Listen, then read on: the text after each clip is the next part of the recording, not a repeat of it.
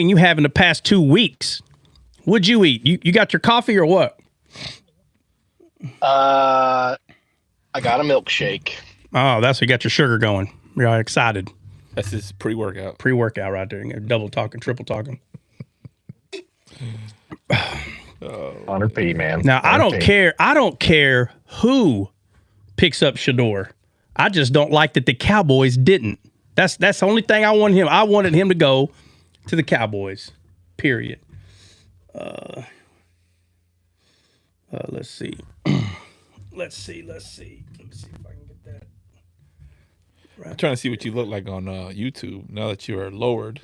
Oh, see, now it looks good, man. See, look at that. Now you actually fit in the screen, bro. Where was I at before? Bro, literally, like your head will be down here. Like the table was way up here. We could only see like this part of like your face would be like this on the camera, bro. Like the whole time. I was like, man, dude. I just be like, lower your camera, bro. Now it actually looks good. Hey, can y'all hear Dre? Yep. Yep. All right. Out and clear. Let's see. So, Christian, you think you're doing something because Shadore didn't get drafted in the first round? That's your claim to fame now? I think it is hilarious.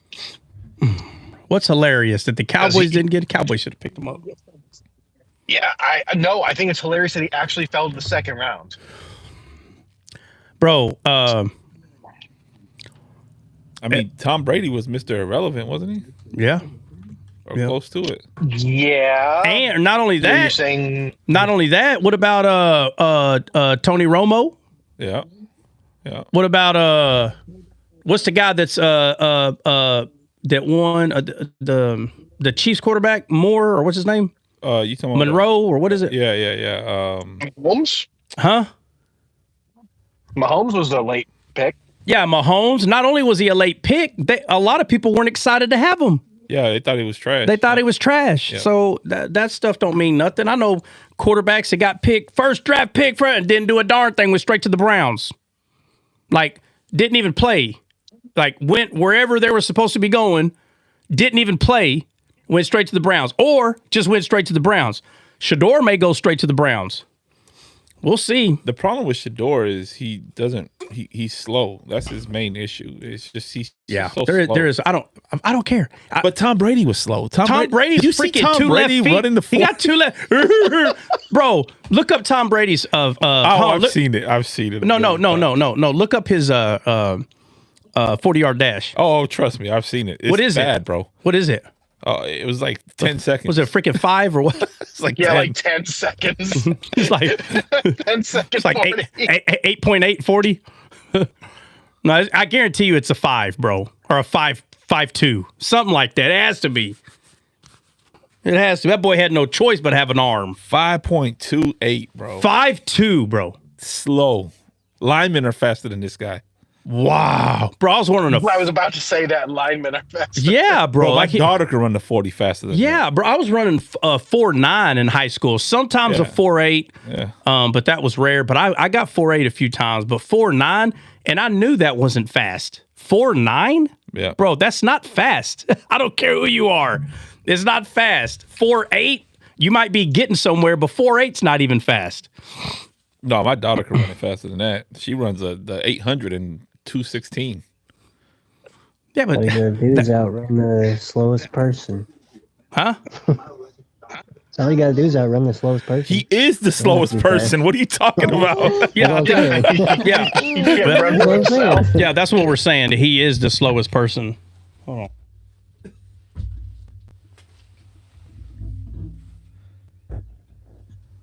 That guy is that's very slow, man. Like very slow. Yeah. All right. I just can't believe the Cowboys didn't get him. I really can't. I don't care if he would have took them to the playoffs first year or not. The dude's young. He's really good. And he would have had 2 or 3 years. Comes from good stock too. Like you got to think about the dad. Yeah, bro. Who he is. There's so much going on there. He's young, man. He would have had 2-3 good years of training, might have been able to do something. He's got the same amount of chance as Dak Prescott. That's all I'm saying, bro. We got the same amount of chance. A new year, starting all over. Dak, what are you going to do this year? Well, we've seen what you've done the past few years. Not a darn thing. We've seen you make a lot of money. I wish people would quit buying his stupid jersey. Stop buying his stupid jersey, and you wouldn't have to watch him play his stupid game anymore. Look, I believe in college. Dak was great. I've seen highlight films. He's great. He first comes to the NFL. I think he did good. He wasn't horrible. Cheers, Dak. We love you, brother, but yeah, you got to go. You know, got to go. Shadore Sanders is not that much worse than Cam Ward, who went in the first round. They're buddies. They train together. They work out together. Yeah. They're buddies. Like I've seen videos of them like doing footwork together. They're comparable. If anything, Shadore is taller, which is actually a plus in behind the big line in the NFL. He doesn't run as fast, but the reality is most quarterbacks don't leave the pocket in the NFL anyways, unless you're a freak like Lamar Jackson. This just doesn't happen. You know what I'm saying? Cam Newton. Or Josh Allen. Or Cam Newton. Josh Allen's slow, though. He just runs people over. Well, quarterbacks have it easier. They don't get killed like they used to. Nah. They got it easier. So I can't give props to any quarterback. You accidentally swap their face mask. That's it, bro. It's like LeBron being the quarterback. You know, he wouldn't last the first quarter, you know. But the game's not the same. Bro, I seen this video of LeBron. He supposedly got hit in the eye, right? He falls back and he's covering his face like this. He supposedly got hit in the eye. And the video's like right in his face, and he's like this. He goes like this. He goes. I kid you not. I'll send you the video. Are they buying it? Are they buying it? Hey, he literally lifts up his eyes. Hey, like, look, ow. Hey, over there, look, ow, ow. I'll send you the video. It's That's hilarious. the game they play. Man. All right, let's get into something, man. What we got? What y'all want to get into? Patrick Mahomes runs a 4.8, by the way. It's not much faster. Peyton Manning ran a 4.8. Who? Manning. Well, Did you finish Esther? No, we're not. We're gonna start it Monday. We're gonna start on, or we're gonna finish it, or not finish it, but we're gonna continue Esther starting Monday. Okay. Yeah. So right now we're just kind of. Oh, don't do that, bro. Oh man, Don't do that. I feel it. I feel that monkey. Hey, I say that, boy. The heifer gets mad. Boy, she gets so mad. If I tell her I feel the monkey, she gets mad. You know what? My back's hurt. Oh, I think I need a pop. I'm gonna have to have Dre stand on it. Bro, I went to the chiropractor. Jump on it. Pop, pop. Oof. What? You went to the chiropractor? Yesterday, he adjusted me. I felt like $1 million, bro. I was even having a problem with my shoulder. I kept throwing the. Bro, why you sit right there? You need to sit over there. Over there. All right, let me scoot. Over there or over there? I might give you oh, you know what? Because I'm gonna put my laptop right here, so that's perfect. It's good. Yeah, I went to the chiropractor, bro. He adjusted me. Oh my goodness, I was like, this is great. It was golden. Yeah. Oh yeah. All right, man. Let's hop into something. What we got? What y'all want to hop into? My mom had a question about First Kings, but maybe we could talk about that later. You should have called her on three-way. I should. Like, all right, Mom, ask your question. She'd have been like, all right, everybody shut up. What was she gonna? What was she asking? What was she asking? Who's got an echo? Oh, that's Kelly. Kelly, you got an echo. I'm gonna tell you. My mom wanted to know chapter 13, 1 Kings, and it was something about the shadows in that. And I think we went over it once, if I'm not mistaken. But Chapter 13. yeah, 1 Kings chapter 13. The whole chapter?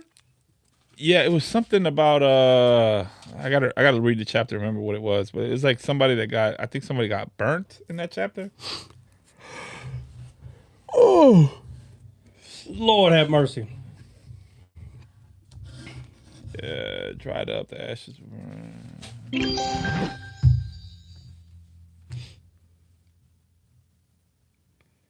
Let's see.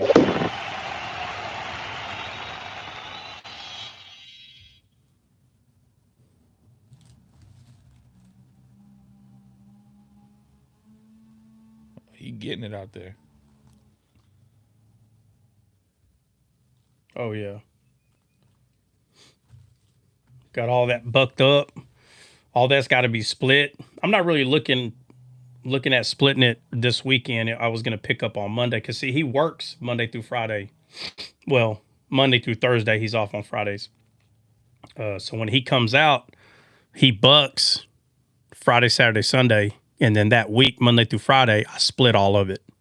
So he'll come buck it, I'll split it, and then when I'm done splitting it, it's already Thursday. So What does that mean, bucket? Bucket, making rounds. So taking a log. Oh, so he's just cutting it into stump space. Like this is the big tree trunk. Yeah. Some people do them at 15, some do them at 20. But let's say they're 20 inch. Let's say you're going to make your, when you buy wood, it's already split. But if you measure it, it's going to be a certain length. Yeah. So let's say they're 20s. So you take the whole tree log, and then every 20 inches you're cutting a round. They're called rounds. It's called bucking. So that's the bucking part. Yeah, it's bucking. He's out there then you bucking. split the trunk into the You take the round. You take the round, the 20-inch round, put it in a splitter, and pop, pop, pop, you just start splitting them. Yeah.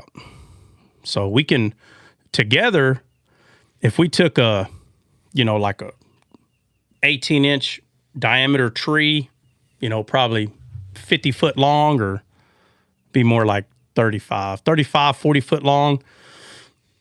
We'll fell it, buck it, split it, and it'll be almost a full cord. So if you want to do a cord, let's say it's 2 trees, you're going to have to fell 2 trees, and we'll buck one of them in a half, and it'll be about a cord. It'll probably take us probably about 5 hours maybe. And you still sell wood 4 hours. in the summertime, right? Because people do fire camps and stuff. Yeah, like that. all the time. It sells all the time. It's just obviously in the summer, there's not a whole lot of people buying it, So like the stand, it's not there full because everybody's buying it. It's there for advertisement. That's what it's there for. Right.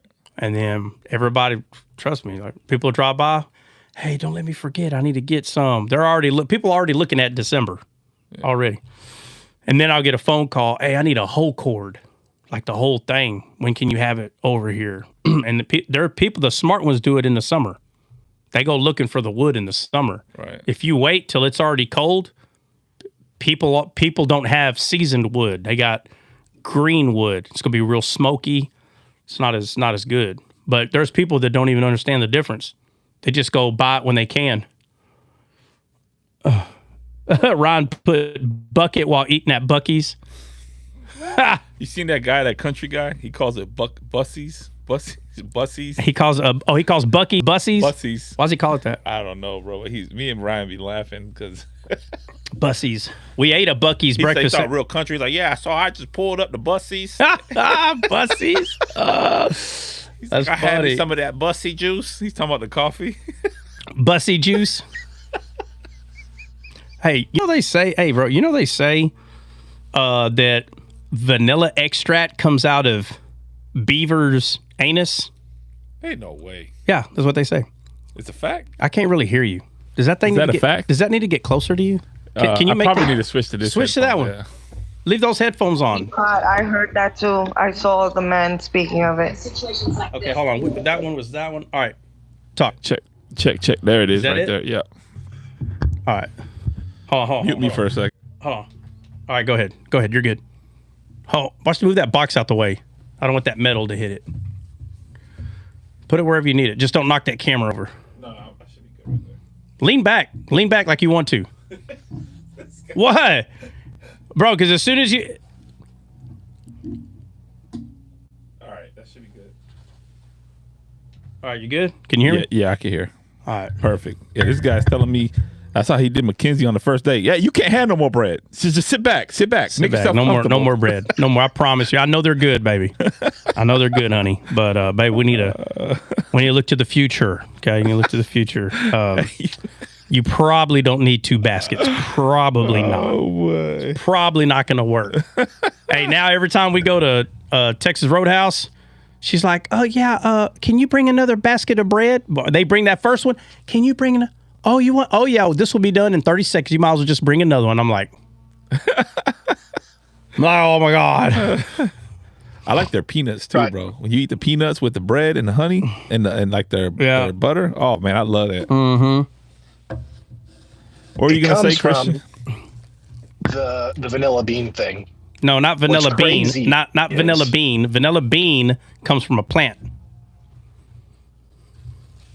Let me see, Christian. So vanilla extract, you said, right? Well, no, I don't remember which one it is, but a vanilla flavor. Well, let's ask. Vanilla bean comes from a plant, not vanilla bean.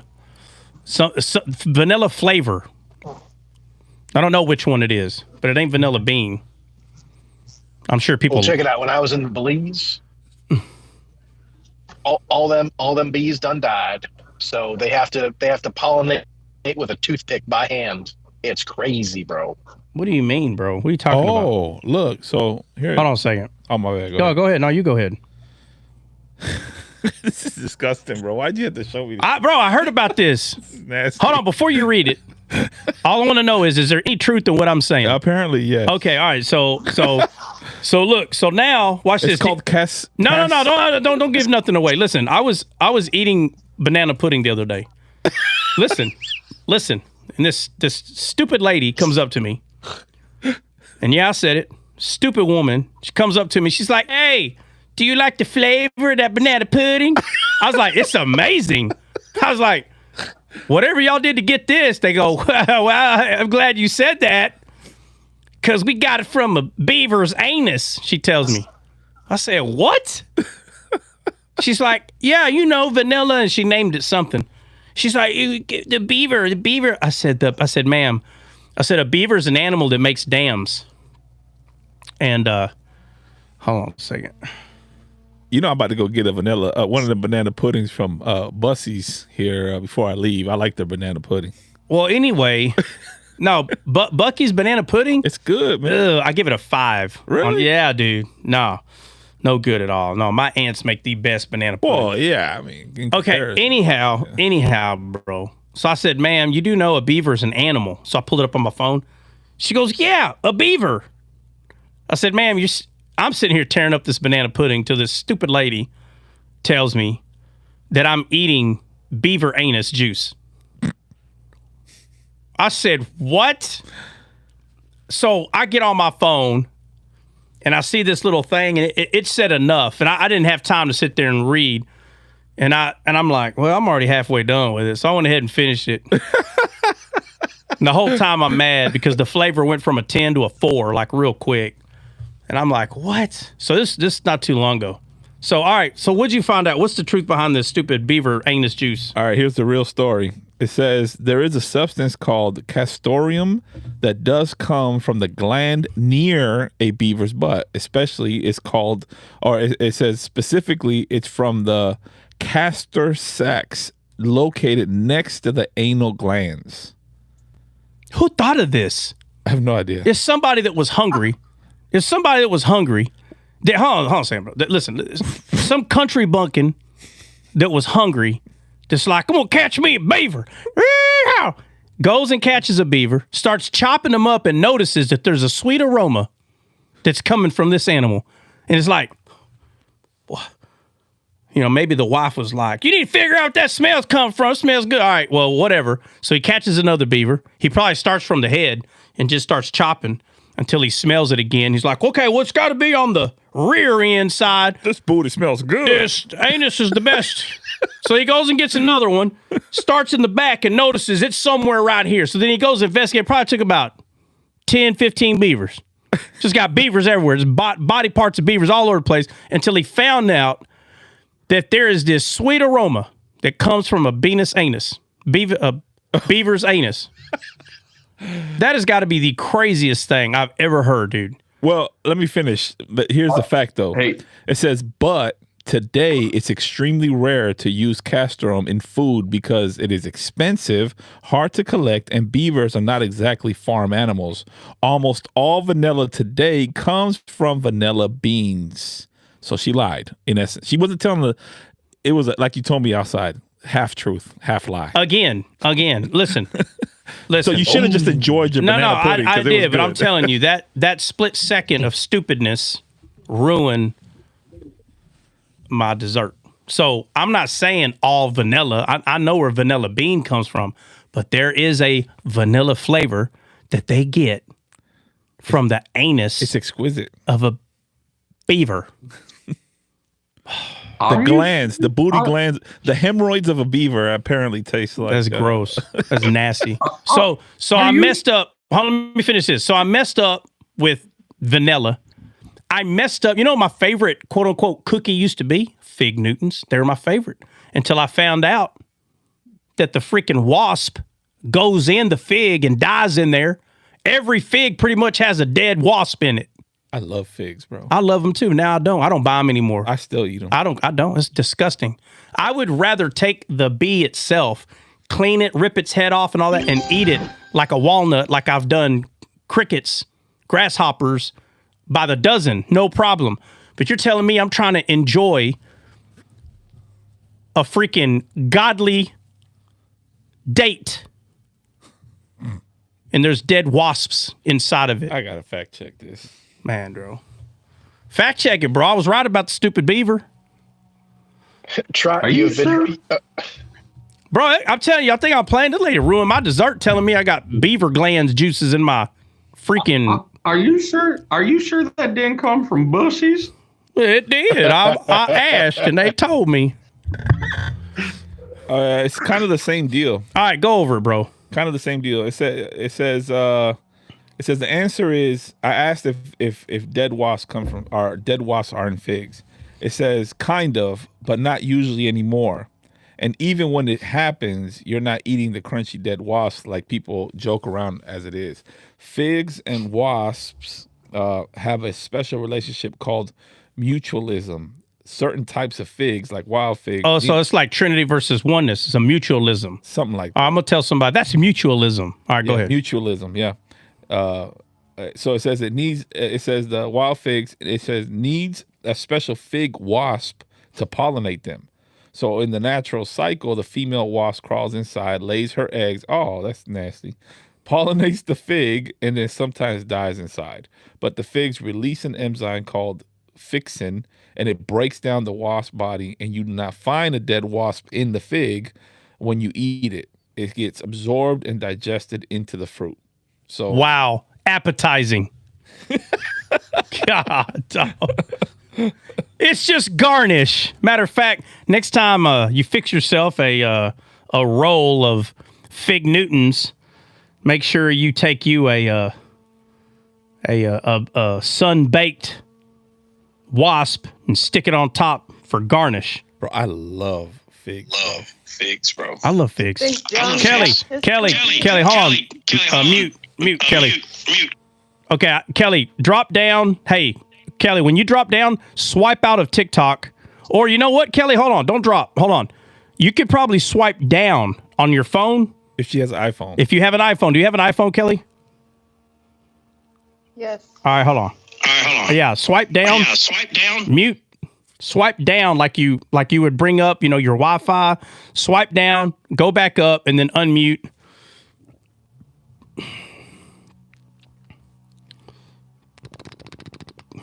You there?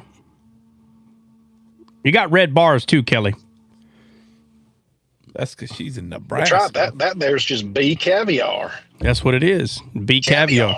Any better? That's what it is. No. Be Hey, caviar. hey, Kelly, just mute, No, mute, hey, Kelly, just mute. mute real quick. Okay. Don't go anywhere real quick. Look, this is what you're gonna have to do. You have to drop down and swipe out of TikTok, and then wait about 30 seconds or so. Open TikTok freshly, and then come back up, and then that should get rid of the echo.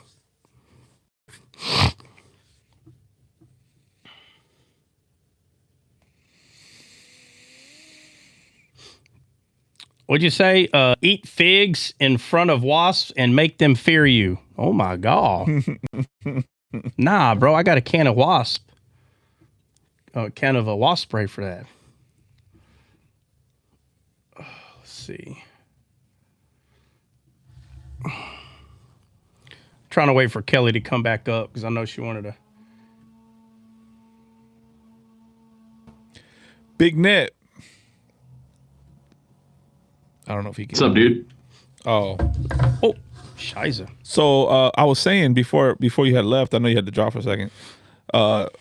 Shadore Sanders and Cam Ward are comparable to each other. They work out together. They work together. Like, this whole thing is a little crazy to me that he didn't get picked up in the first round. I thought for sure the Giants were going to pick him up because they were talking about it this whole time, and they trade up to go back into the first round, and they pass on the man.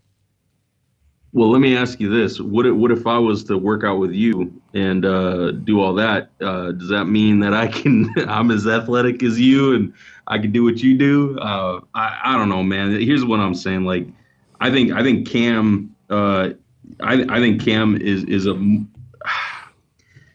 Cam played for a top D1 school. I give you that 100%. He played for a top D1 school. He performed at the highest level when his team I'm a big Miami fan. That's my team. So I know. When it looks like they're about to lose, Superman Cam would come through like a Jeep, bro, and save the day. Yep. And he went to the bowl game. They lost the bowl game, but he went. Shadore Sanders played for a lower tier D1 and couldn't even get into the bowl. I get that, but it still doesn't take away from the fact that but it's not it's not all about talent, bro. It's about where you're at, kind of like how we say, where's your heart at, right? It's the same type of thing. You could have all the talent in the world, but your heart could suck. You know what I mean? You could be. So Shadore Sanders, what you're telling me is that Shadore Sanders should have prayed the rosary to Mary, and maybe he would have got picked up. Absolutely. Okay. That's what it was. That's what it was. Have a good day, Ron. Yeah.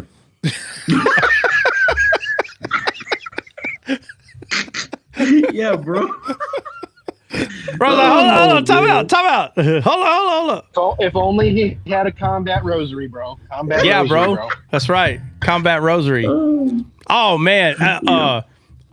Christian. No, maybe he should have. Hey, maybe he should have prostrated himself in front of that 16-year-old saint that they just canonized. Oh yeah, what's up with that? What happened to that dude? That's crazy, bro. Wait, he got unalive in a car crash or what? What happened to that kid? I don't know, but I know they're making him a saint. That means he must have did miracles. No, is it because his body's not decaying?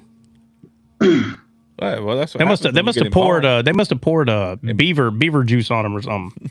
Yeah, from bushes. From the bushes. So is this like for real? They're canonizing this kid for real? Yeah. Oh, okay. So it's no joke. No, I'm sure they are. No, they got videos of people walking up and like touching his glass casket. Yeah, but what's the reason? Let me look it up. There's got to be a reason. Yeah. It's like, it's just because. Oh well. I think he did a lot of really good physical works. That they wanted to recognize him. So he started doing them at 14. So for 2 years, he did such a good job. Wow. I don't know. I think you know what? Hey, just unalive me at 16. I'd be canonized too. Yeah, I don't know. Maybe Mary appeared to him and said, hey, you got my blessing to be the next canonized saint. I don't know. No, he saw the My Lady of Guadalupe. Is that what it was? There's so many ladies. His name is Carlos Acutis. He's got cooties. You still got to echo, Kelly. Hold on, Kelly, unmute real quick. Let me see if you. Did you drop? Did you drop? Yes, she I did. dropped. Yes, you did. Yeah, but did you drop and get mute real quick? Mute real. Did you drop and like get out of TikTok completely? Yes or no? Yes. Oh. Okay. I even shut my phone off. Okay, then it's because you got red bars. It's because you got red bars in, because you got one little bitty red bar. Like if your service is not, like maybe you're too far from your Wi-Fi or something. That's what it is. Well, I'll tell you what, me and Dre are going to be quiet. And Kelly, tell us what you were going to say. Oh, as for eating the wasp, I thought maybe John the Baptist might find fig Newtons delicious. Yeah. Yeah, no doubt. All right, let me read. No doubt. That means he ate a lot of wasps. Then the Bible lied. It says that he ate locusts and figs. It meant wasps and figs. That's what it meant. It wasn't locusts. You know, it's funny. I'm going to read this about this kid, but somebody was trying to talk to me about the book of Revelation. He was like, look at this. Mother Mary is here and da-da-da, and prayer to the saints. I said, hey, bro. I said, say, tell me what the locusts mean in the book of Revelation.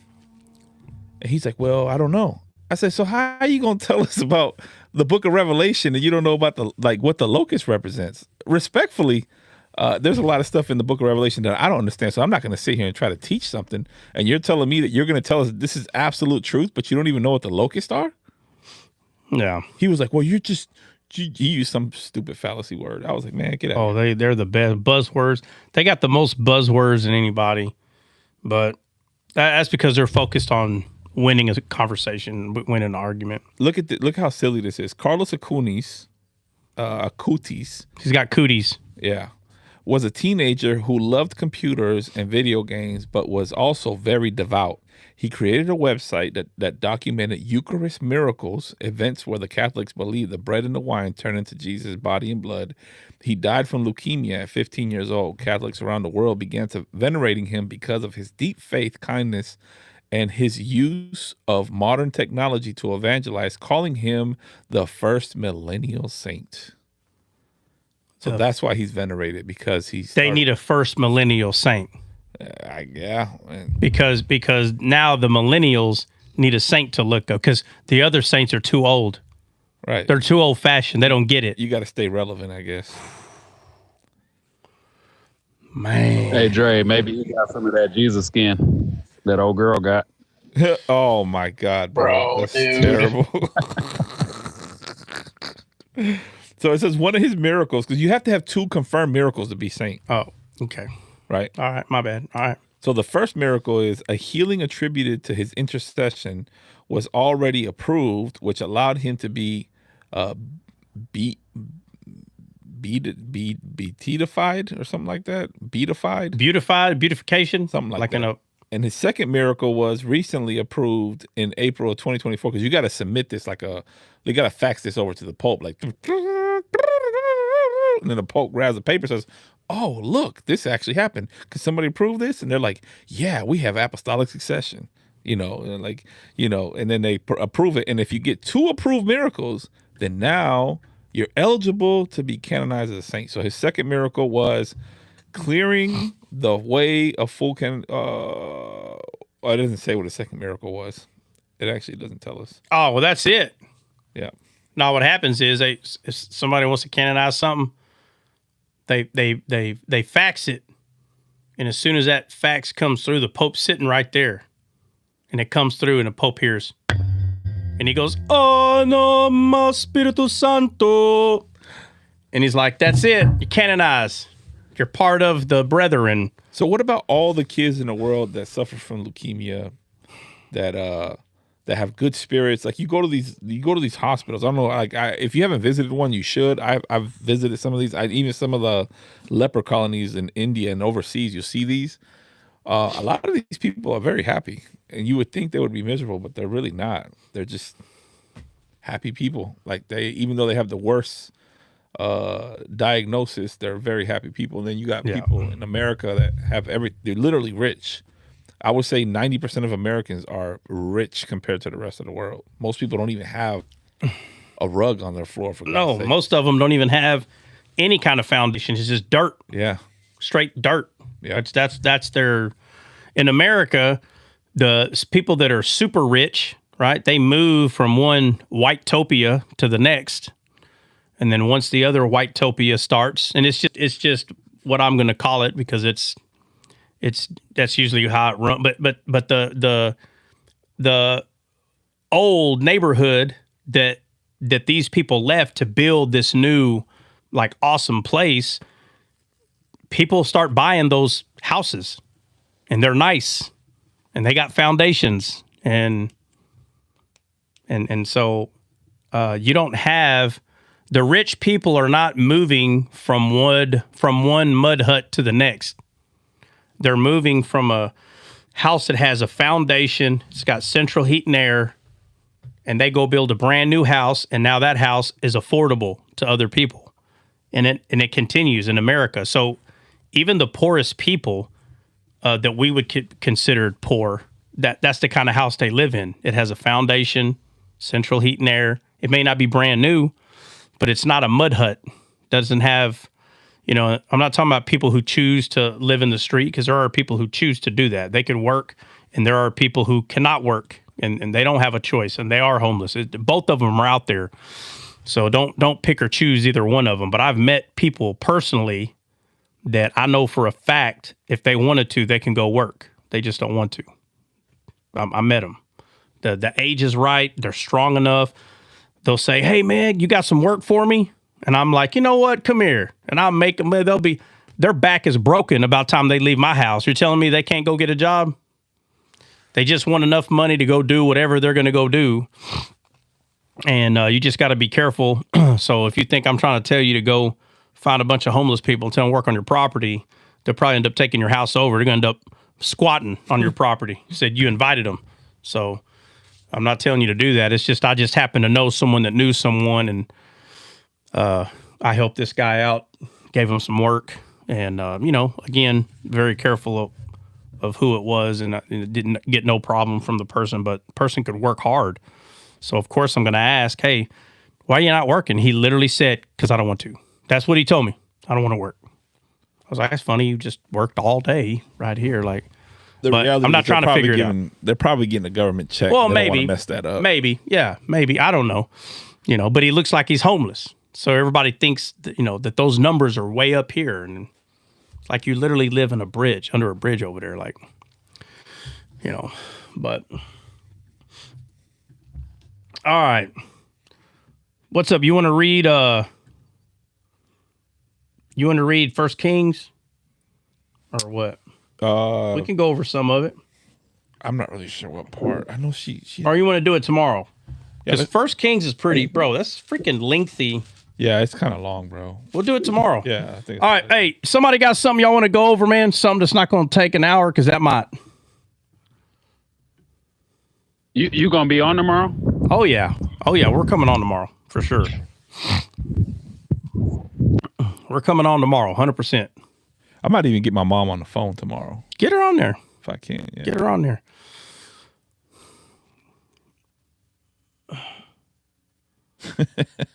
Ryan's stupid. Bucket while eating at Buc-ee's. Yeah, he's Goofy. misunderstood. Would you say government check does not pay rent when one bedroom is at? That's right. Don't rely on the government. Thank you for proving that point. Misunderstood. I'm with you.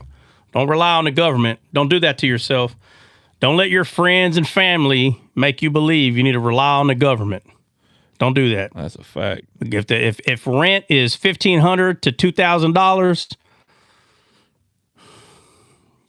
that's all you can pay is your rent. You ain't got no water or food. Yeah, and living under the bridge just to buy stuff and get a government check, it ain't worth it either. No, it ain't worth it. So I was like, I make $2,000 a month. Oh yeah? Where you live at? Shoot, best concrete in the world right there, under a bridge. How you get around? With my feet. God bless me with feet. Oh, what do you do with that $2,000 check? Well, got a cell phone, got to take care of my women. I got 4 of them that live on the other side over there. I got to take care of them. I mean, just a crazy lifestyle. Yep. Crazy lifestyle. I work. Who was that? Was that Ronald Reagan? Who said the scariest thing you can hear is somebody knocks on your door and they say, "I'm from the government and I'm here to help." Oh yeah, it is. And you figure people would learn that by now. I mean, I used to work at Social Security, and I saw it bro. First of the month was crazy, bro. That's why that song came. Remember that one? It's the first of the month. Get up, cash your checks and get up. Cash your check. Bro, look, that lifestyle was so real. They made a song. Yeah. Cash your checks. Hey, we ain't never early ever, but this day, come on, get up. Get up. It's the only day it's worth to get up early. Yep. It's crazy. All right, no, seriously. What do you say, Miss? It's okay if you need assistance. Yeah, assistance is something else. Assistance. I know plenty of people who, like in Texas, it's called WIC. You know, you got people that have kids and they get on WIC, and you know, it'd be better if you got on John Wick. You may have some real money then, but they don't got the John Wick program yet. It's just regular WIC, Texas WIC. You probably get like $500 maybe worth of food. You know, it's crazy though, man. Like you could buy so much milk with that. It's like spend your WIC money here. You got that little pink thing sticking out by the, and I'm like, WIC? What the heck is that? They're like, you know, it's the program for. So there's assistance out there, and assistance is out there for people who need it. And I don't think it's wrong to tell someone that if they need it, they shouldn't be using it. No, if you need it, use it. Simple as that. Oh, yeah. God, I thought the WIC program in Texas was your mastery course. Am I wrong? Do what? Corny. I didn't hear what he said. I didn't hear what he said. What'd you say? No. Go ahead, Mr. Cornbread. Say it again. He said there is no John Wick program, and I thought that was the Grit Mastery program in Texas, bro. That's the John Wick program. Aww. Aww.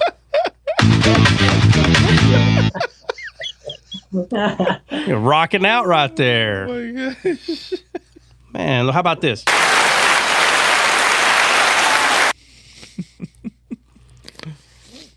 Well. My question. I have a question. Oh, you have a question. Okay. Let me make one last comment. So, Keanu Reeves actually did pretty much go to what would be considered a grit mastery class to learn how to even do what he did in that movie. So, in reality, that is true. But I think you got a bunch of corny points for that one. And it wasn't me. You can blame Dre for that. All right, Jen, what'd you say? The Bible talks about, I think it's in the Old Testament, that a woman should not preach. Teach. Heck yeah, man. Y'all don't need to be teaching or preaching. Sit down and be good and smile. Go make a pie. Go make a There's pie. lot of women here. I don't know how they're gonna react. They're gonna react and do the right thing. They're gonna obey, make that pie, be barefoot and pregnant.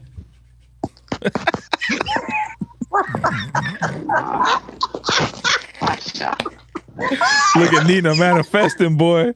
Nina manifesting. I hold that. I can hold that in as long as I can. And I'm standing 10 toes firm. Thank you, Christian. I'm not Nina, squirming. Nina, I promise. You sound like a robot. I don't know what. Yeah, what is that? I don't know. Hey, you said that she started glitching? Bro, she's like, look at Nina. Nina was talking so fast. Hey, bro, she was talking so fast. You know that guy? Coca-Cola. You know that guy? Nina got on there. Boy. God. I ain't lying. She came in there like the Matrix. You know when they try to talk in that phone? Nina came in there like that, bro. She came in there like that. Nina, you good? You calm down? Yep, I'm good.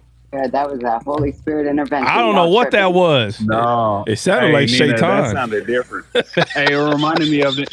Y'all know them commercials back in the day, the little smokers commercials? They be like, I smoked for 42 years. She came in there. She came in there by smoke, man. Hey, Breezy, you get points for that one, boy. That's hilarious. For real. I couldn't make out what Put that thing on her voice, on her neck. I used to be so right now. I reckon I'm not going to be pregnant, you liar. I'm not going to be. I don't know who you think you are with that stupid baseball cap you got on. Mm-hmm. I'm preaching on this live all day. Nina, don't allow this, Nina. Defend yourself. No, I don't need to defend myself. I'm good. I wish you would have did it right now. That would have been the best. I don't need to defend myself. That would have been the best. That would have been it right there. That would have made my week. Yeah. Okay, Jen, I'm sorry. Go ahead, Jen. What were you saying? No, I asked. Is that the law for us now, or it was for back then, or for the Jews only? You know. Yeah. Okay. So maybe I'm missing the question. What's the question exactly? Well, I think she's misunderstanding because that what she's talking about was Paul said this. It wasn't in the Old Testament. Yeah. Okay. Yeah. What Old Testament are you talking about? Well, If not, it's not in the Old Testament. Ray just said it. Oh, well, you said it was in the Old Testament. I thought maybe you was reading something. Well, You I thought it was. Oh, okay. So you're talking about when I Paul. thought it was. Okay, you're referring to Paul. Yeah. For the women to be silent and not to Yep. He said teach or whatever. Yeah. So it's in the New Testament. Does that still stand or what? Okay, hold on. Does what still stand? Of women not being allowed to preach, teach, or anything. Okay, but there's a lot of prophets. There's a lot of evangelists. Yeah, there's a lot of teachers. Yeah, so one of the one you brought up, where Paul is saying women be silent in the church, he's referring to. Okay, so if you understood those people's culture back then, in the Old Testament, okay, the women, more than likely, 90% of the time, women didn't go inside the synagogue. Did you know that? Yes. Okay, so Christ wasn't here yet, right? Right. Okay, so before Jesus came, it was all men in there. And if there was room for women, they'd usually be like in the balcony. Mm-hmm. And even if they were in the balcony, they'd be behind the men. They were at the front of the balcony. Okay, so this was before Jesus. So before Jesus, that's how it was, right? Okay. Okay, so Paul is used to this being this way. He's used to it. So he's not used to women interrupting the one that's preaching every 30 seconds. So when the church started, and I'm not talking about the Catholic Church, I'm talking about Jesus's church, not the Romans that seized an opportunity and said, "This is the church that Jesus made. Here we are." That's nice try. That's a spiritual thing, and that's going to be spread throughout the world. It ain't one little physical thing that's going to be doing it. Sounds nice, though. I ain't gonna lie. It's a good try, but so imagine all the women are told that they can come to church now. They super excited. Okay, so in church, since they were not allowed in the synagogue, a lot of them didn't even understand the law. Wow. So now you're starting to talk about Jesus, and they're like, hold on, didn't the law say something? And with the little understanding that they had, they're trying to ask the man preaching. Matter of fact, go to it. Somebody pull it up. I got it. Go ahead and read it. It's going to be 1 Timothy chapter 2. Yeah, no problem. 1 Timothy chapter 2, and probably you want to start where it talks about. I want the one that says don't usurp authority. Yeah. Okay, yeah, go ahead. But do you want me to start where it talks about modesty too, or that's fine? Well, that's fine if you want to. All right. So 1 Timothy chapter 2 verse 8 is where I'll start. It says, "Let women be subject." No, I'm joking. Let them do it. I like mustard on my biscuits. So verse 9 actually, it says, "In like manner also, that women adorn themselves in modest apparel, with shamefacedness and soberty." It says, "Not with braided hair, or gold, or pearls, or costly arrays, but which becometh women professing godliness with good works. Let the woman learn in silence with all subjection, but I suffer not a woman to teach, nor to usurp authority over the man." Hold on. It says usurp authority over what? The man. The man. All right. So notice it says for the woman not to usurp authority over the man. Jen. Okay. It doesn't say for women. It doesn't say okay. It doesn't say females don't usurp your authority over men. Got it. Okay. It says for the woman. That's in other words, don't step over the preacher. His teaching. But you remember, Jen, you asked this, but there's more than you listening. So let me go. Okay. So it's not saying. Hey, females, don't usurp your authority over the males. That's not what it's saying. It says it's talking about a woman not to usurp her authority over the man, meaning the man that is speaking. So basically it's telling, Paul is saying women, because it's the women that were doing this. It wasn't the men. It was the women. And I'm telling you, that's the reason. They're not used to being in there with their husbands. They're not used to being able to sit pretty much where they want. They're not used to that. So because they're not used to that setting, they're interrupting. All this is saying is stop interrupting the preacher. Could you imagine going to church? I don't care if it was a male or a female. But while the preacher is preaching, someone stands up and goes, hold on. Hey, can you go back and read verse 7 again? Jen, would that be in order or out of order? Obvious out of order. Out of order. That's all the women were doing. But what Paul is saying is this guy doesn't even get to say his message. I keep interrupting him. So, and then the fact that it's using the word usurp authority, not only were they asking questions, they would ask questions and start talking like they would take over the live. Okay. Right? So how many times have you seen, you ain't going to see it here, but in other people's live, you'll see someone, before you know it, it's someone that's not even the host. They took over the live. They're asking all the questions. They're running the entire live. Yeah. That's usurping authority. That. Yeah. That's usurping authority. All right. So that's all Paul was pointing out as far as usurping authority over the man. That's all Paul was talking about. So when he's talking about don't let a woman teach or don't let a woman preach, he's saying without being under a man. Okay. Like that. What about verse 15? Like that's kind of, go ahead. A matter of fact, go back to where you were, usurp authority over the man, and just continue to read. So verse 12, for those of you guys who just came in, 1 Timothy chapter 2, verse 12, it says, but I suffered not a woman to teach, nor usurp authority over the man, but to be in silence. For Adam was first formed, then Eve, and Adam was not deceived, but the woman being deceived was in the transgression. Notwithstanding, she shall be saved in childbearing if she continue in faith and charity and holiness with sobriety. So why is she saved through childbearing? Well, before we go there, what's the other one that talks about where it's talking to the women? It says, go home and ask your husband. Hold on, let me see if I can find it. What verse was that you're talking about the child? What? Give me the address. That's 1 Timothy chapter 2, verse 15.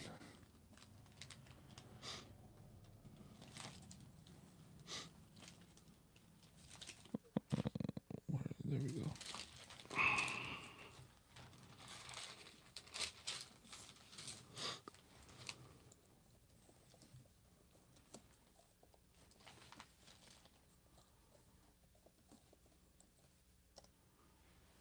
If somebody could read 1 Corinthians 14:35.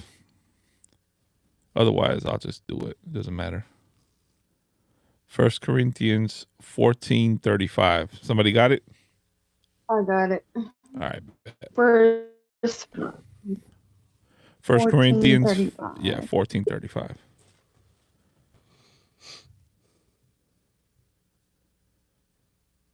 Yeah, I think Trot might have had his Bible on the roof when that tornado hit his house.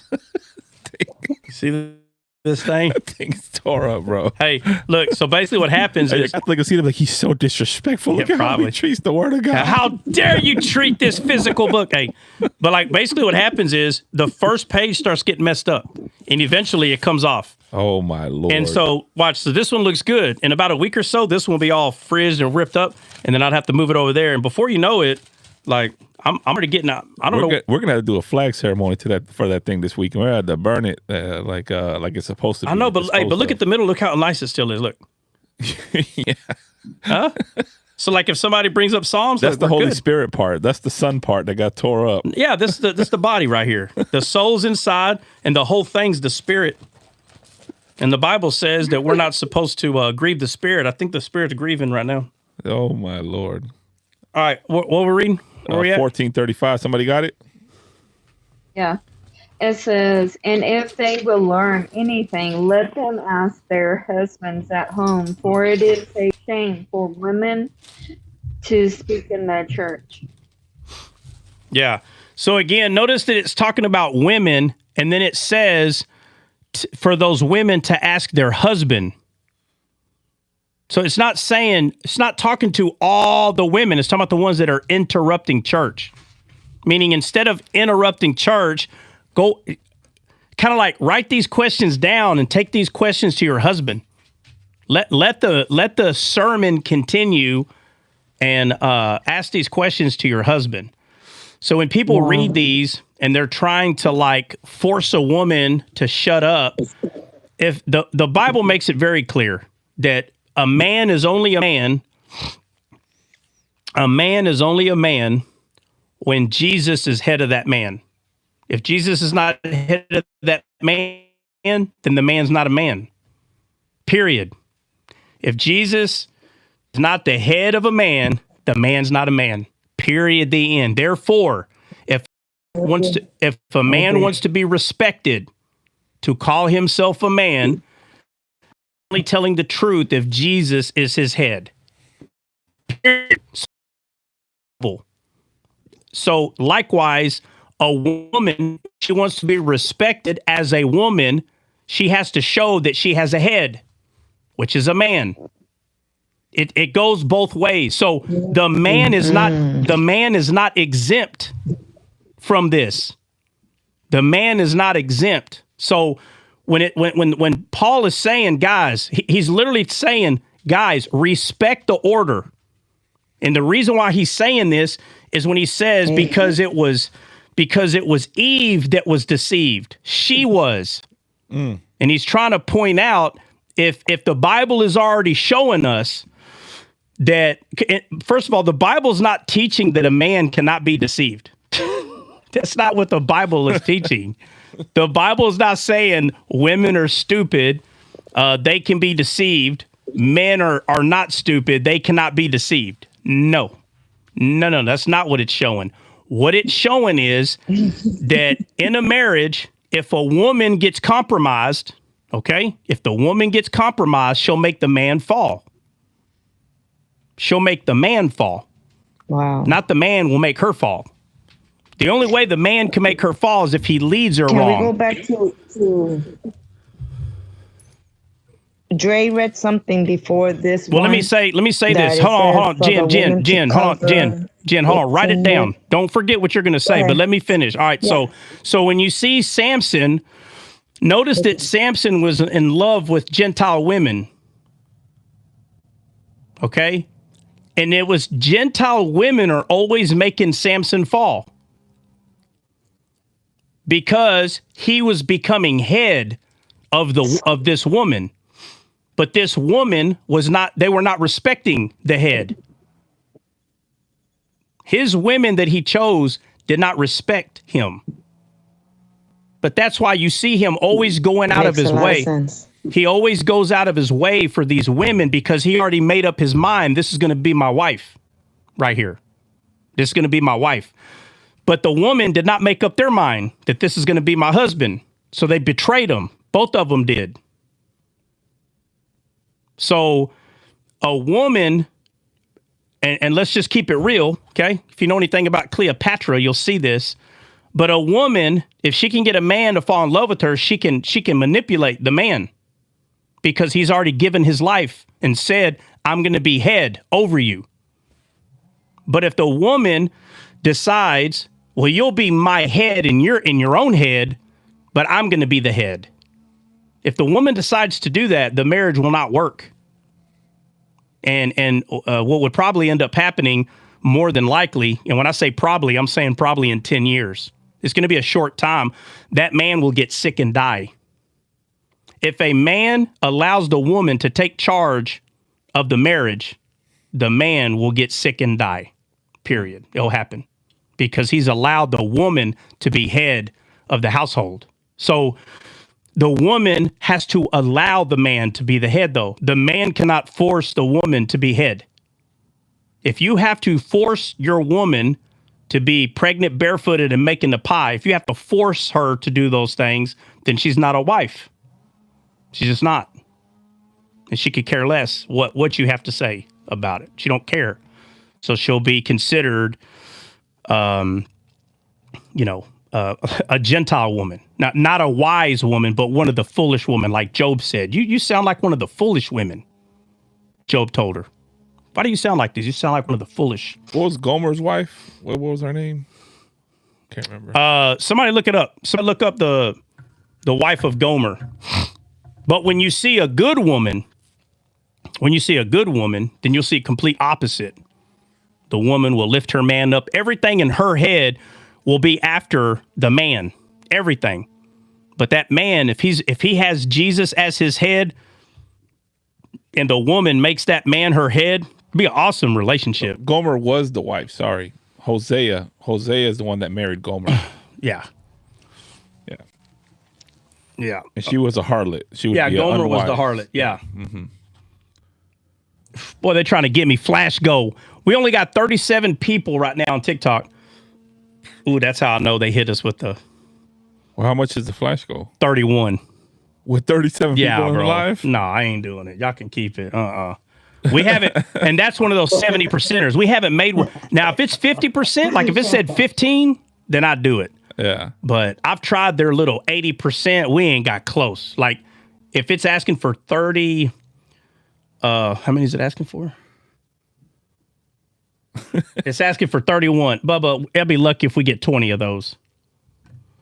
Nah, they be making us fail. They're trying to see. How many people watching are actually engaged. Yes, bro. I know, but let's do it, Benny. Heck no. I ain't doing it. We'll do it. We'll pick back up on it on Monday. Do it. Benny got faith, boy. Benny got, is that what we're going to start calling it? Yeah, okay. Benny has faith. We got faith, yeah. I wish that's how faith worked. Me too. Let's see if it changes. All right, well, we got 40 people in here, and it's still saying 31. I mean, I can give you 5 points off rip. Oh, man. Hold on. And just so y'all know, the flash goal thing is that heart. Heck no. Heck no. Heck no. I'm not sure if you realize this. Your camera is making a pixelated image. Oh, Lord, not again. That's what he said. Hold on. Josiah, how's the video look on YouTube, Josiah? Can you confirm, Josiah? How's it look? I'm gonna turn my Wi-Fi off on my iPad. I don't need it. Maybe that's it. I don't know. Oh, I'll be back. Let me go check. It's pretty bad, but the audio is good. What? Dang, Josiah. I mean, were you gonna let me know or what? Boy, just watching the videos, man. Look, Trot.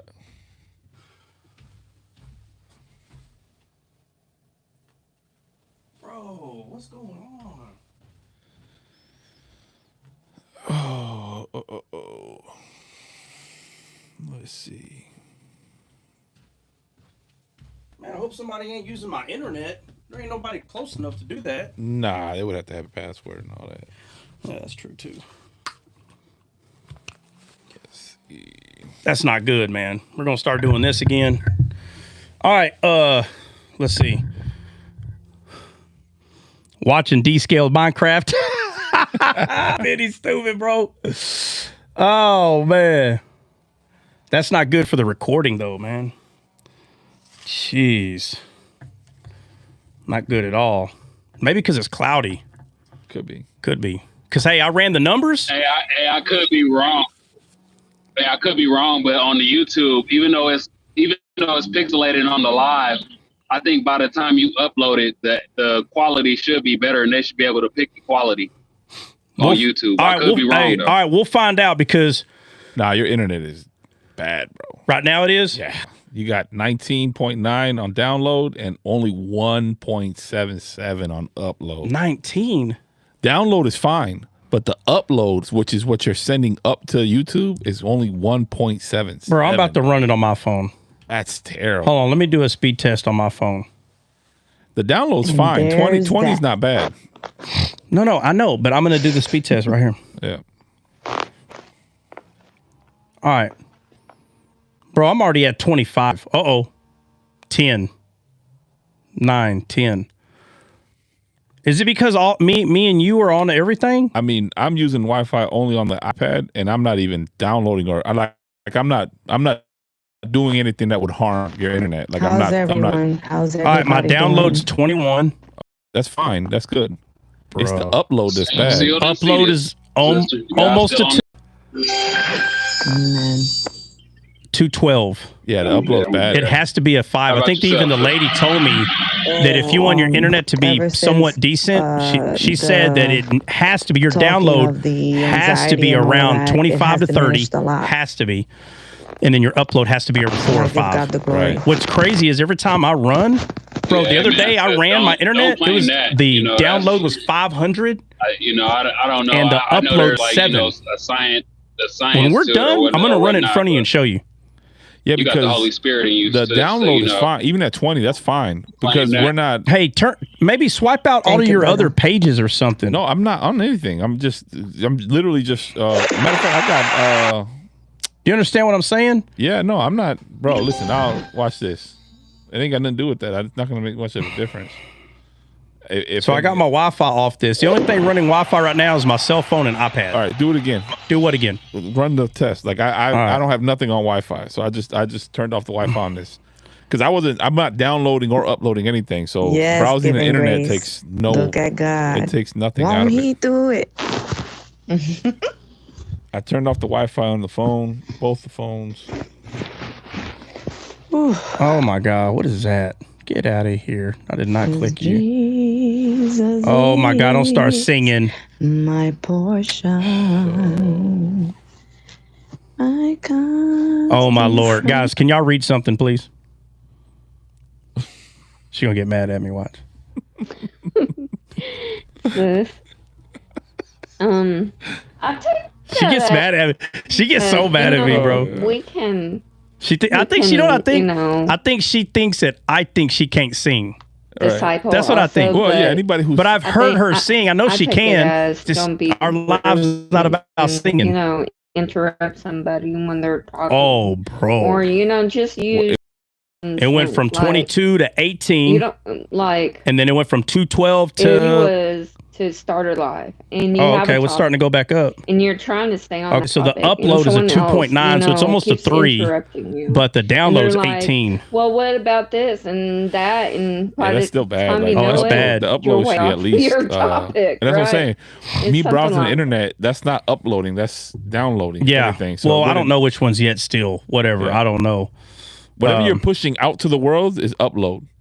So TikTok, YouTube, all that is upload because you're pushing it out. And that's the bigger number. That's a smaller number. Oh, the smaller number. So the download is what you're taking from the internet. So like if I'm downloading a movie, okay, so because watching YouTube Netflix, is on, TikTok is on, I'm pushing you're out. pushing out TikTok. So and that means if YouTube. that number starts at a 5, it's going to go down. Right. Why am I hearing Jennifer and Trot at the same time? Oh, because my internet is. I even looked at the numbers. They're low right now. I think they're low because Jen was hitting those Mariah Carey notes a while ago. And it could very well be just a cloudy day. Oh, the heck Because with my you're going joke! I off thought of- the heck with my joke. I thought it was funny. I thought it was funny. I guess it ain't funny no more. What did I do? Hey, Trot, I got a question. Oh yeah, sure you do. Oh, what? All right. So you know how the church, we're the bride, right? Yes. Christ is the husband. Yeah. And I may be thinking too far left with it. Let me know if I am. But it's okay. So the church is the bride, Christ is the husband, and He plants a seed in us. It's reminding me of like some type of like conception. Maybe am I thinking too far left with that? What do you mean? I mean, finish your thought. What do you mean, conception? I don't want to say it like too crazy on TikTok. I'm trying to figure out how to put it. Oh man, does anybody know what I'm talking about up here? Well, no, I mean, because what he's asking, and you've talked about this, Trot, like how the Holy Spirit impregnates us, basically, like and then we come fruitful and we give birth to spiritual children. Yeah. So it's not far left at all. We've talked about this concept. Okay, so I guess I'm missing the conclusion to what we're saying. What's the conclusion here? What's your conclusion? I understand what you're saying as far as there's a bride and a bridegroom, and you're using the word conception. Right. I feel like you're still not saying something, so I can make sure I know what you're saying. I just want to make sure. I just want to make sure I'm not thinking too far left field with it. You know, like all right, maybe You're worried about the carnal interpretation is what it is. Like you're worried about people saying, "Oh, we're impregnated by the Jesus." Oh, so now you're pregnant by Jesus because you've been debating Muslims, but it's actually not a lie. It's the spirit does come, like the seed does get planted in us, and then the tree blooms and it produces fruit. Fruit is what? Offspring.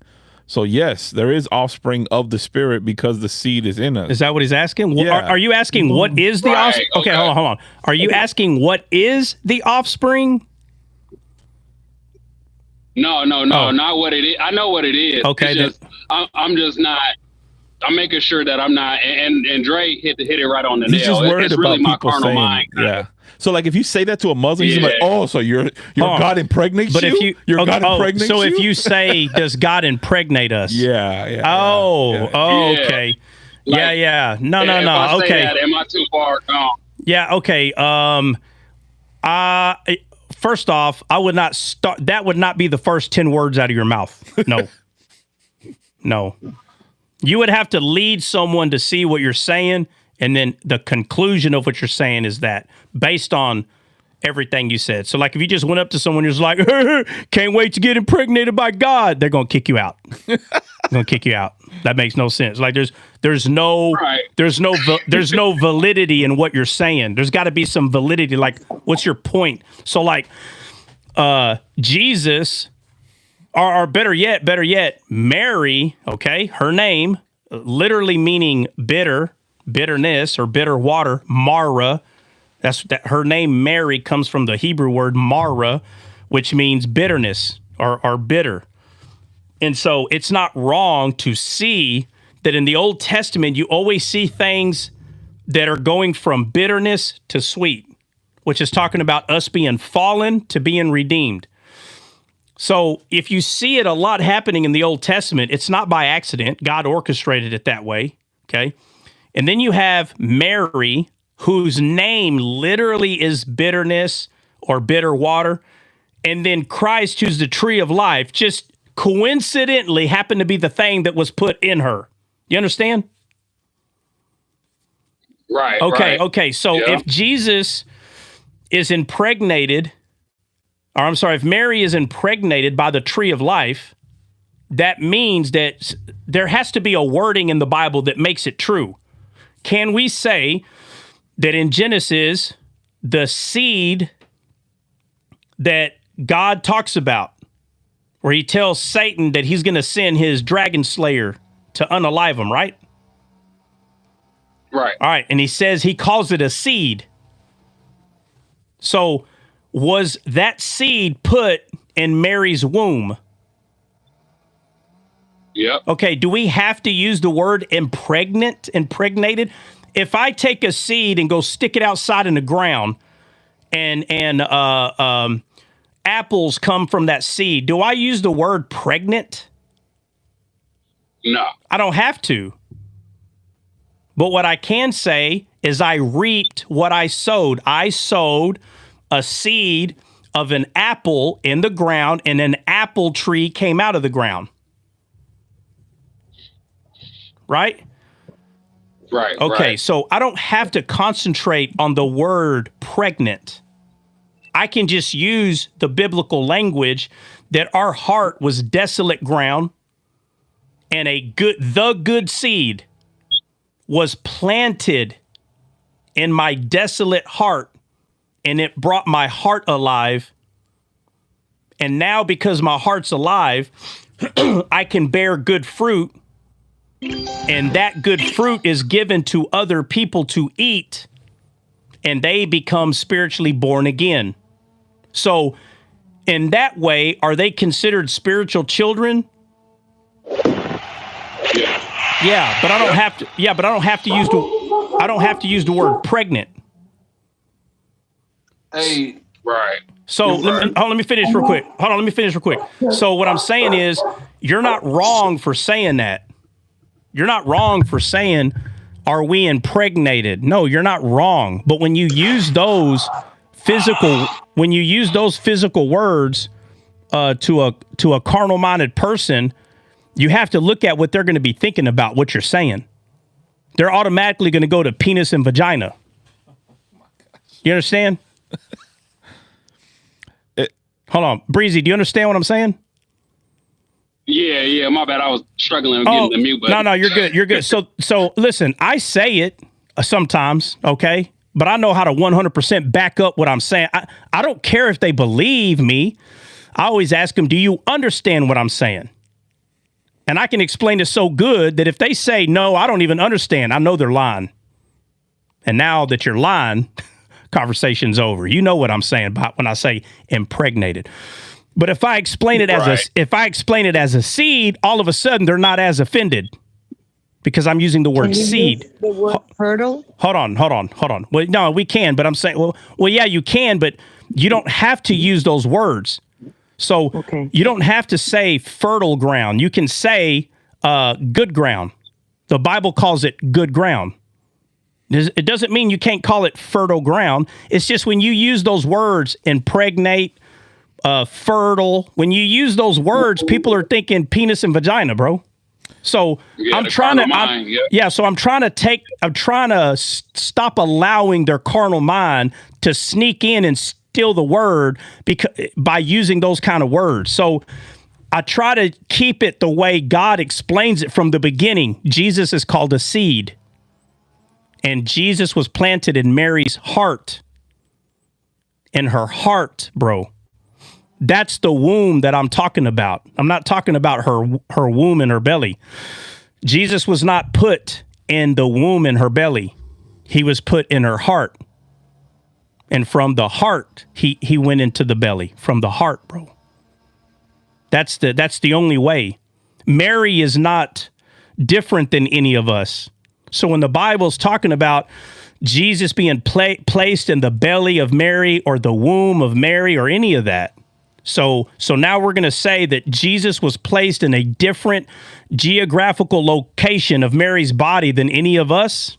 No, it's all the same. He's placed in our heart, all of us. She's not different than anyone else. So obviously he was born from her womb, but that's not where he was planted. He was planted in her heart. And he brought her heart back to life. And that's how he was able to be born in her. But it was him that brought her to life. But she started off as desolate ground. She was barren. All of us were. None of us could have spiritual children. So she literally bore what I don't care if anybody wants to argue this, but he is not just a physical man. He didn't have sin. He was born the same way we all came through this world, but the Bible's not lying when it says he was in the likeness of a man. He was not a man, fallen man. He was 100% spiritual, but he was in the likeness of a man, but he was spiritual, period, regardless if you could touch him or not. So I was going to say the word impregnate too. It actually means to soak or to saturate something. So to say that the Holy Spirit impregnates us is not wrong, because that's exactly what he does. He saturates and he soaks us with his with his pregnancy. He saturates us, right? That's impregnancy. That's what impregnate means. So like if you look at it, so if you say like in Spanish we use this word a lot. It's impregnado. We say it a lot, that's the same word. That's where the root word comes from. That's why it's important to know two languages, because you can start putting these things together. I need to learn another language. Hey, this dog is shedding like crazy. Oh, that's all he does. His middle name is Shed. Jeez. Trot Shed. Yeah, Trot said pretty much what I was gonna say about the conception. So that which is born in us is of the Holy Ghost. It's the same thing. And it talks about that in James when lust, it talks about being conceived, and then it gives birth to death. So it's the same with the word, with Jesus. So yeah. And what it was is really, it was just my carnal mind kind of messing with me. And I know if I would have And I haven't said nothing to nobody about it, you know, besides y'all, somebody who would understand, you know. But yeah, anytime you have a thought like that, get with some of us. Just say what it is you're saying, and we'll go through scripture with it so you can see it. But these are not something you teach, bro. When it first becomes a revelation to you, that's not when you start teaching it. You can talk about it with us, but you don't start teaching something when something just becomes revelation. Go through there again and have it revealed a little bit more. And once it's revealed a little bit more, then you can start talking about it. But you know where you stop talking about it. You're like, okay, let me see. For instance, let's say this topic has 10 levels and you're at level 5.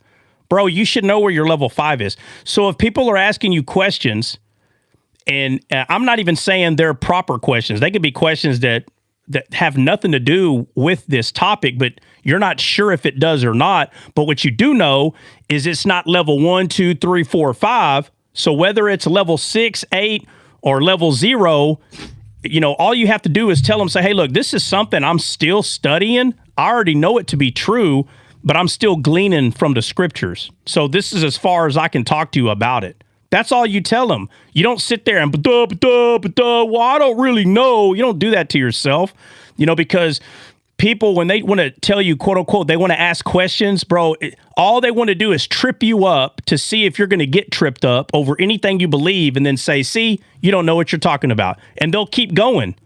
They're not going to stop asking you questions. They just trying to see where you think you know something or where you don't. That's it. That's why you have to understand when you come on a platform like this, you're opening up yourself to criticism. And if you don't got thick skin, you'll falter.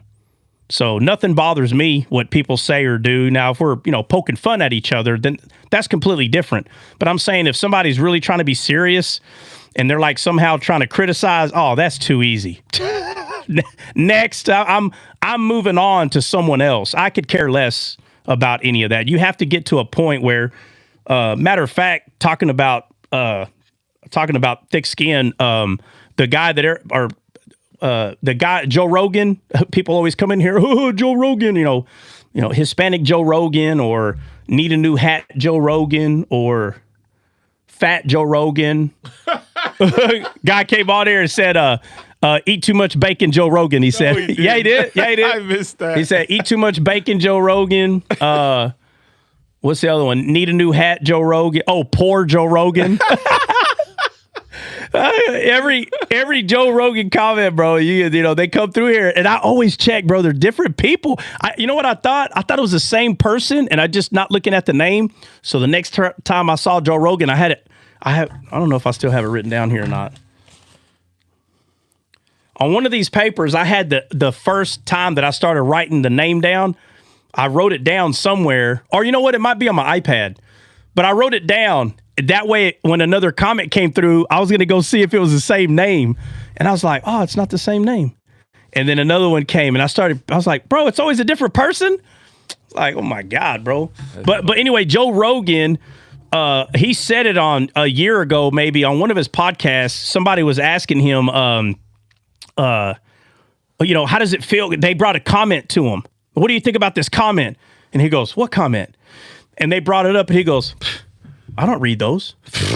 I'm like, bro, he figured it out. You don't do that, bro. You don't go focus on, let me go see what everybody said. You don't do that. Right. You don't. If you're running the race on a track and someone's in the stand saying, hey, you're doing it wrong, you don't come off the track, run up the freaking stands and be like, hey, you shut up. If you think you're better, you come run. You don't do that. What are you, an idiot? What are you doing? It's the same thing with this stuff.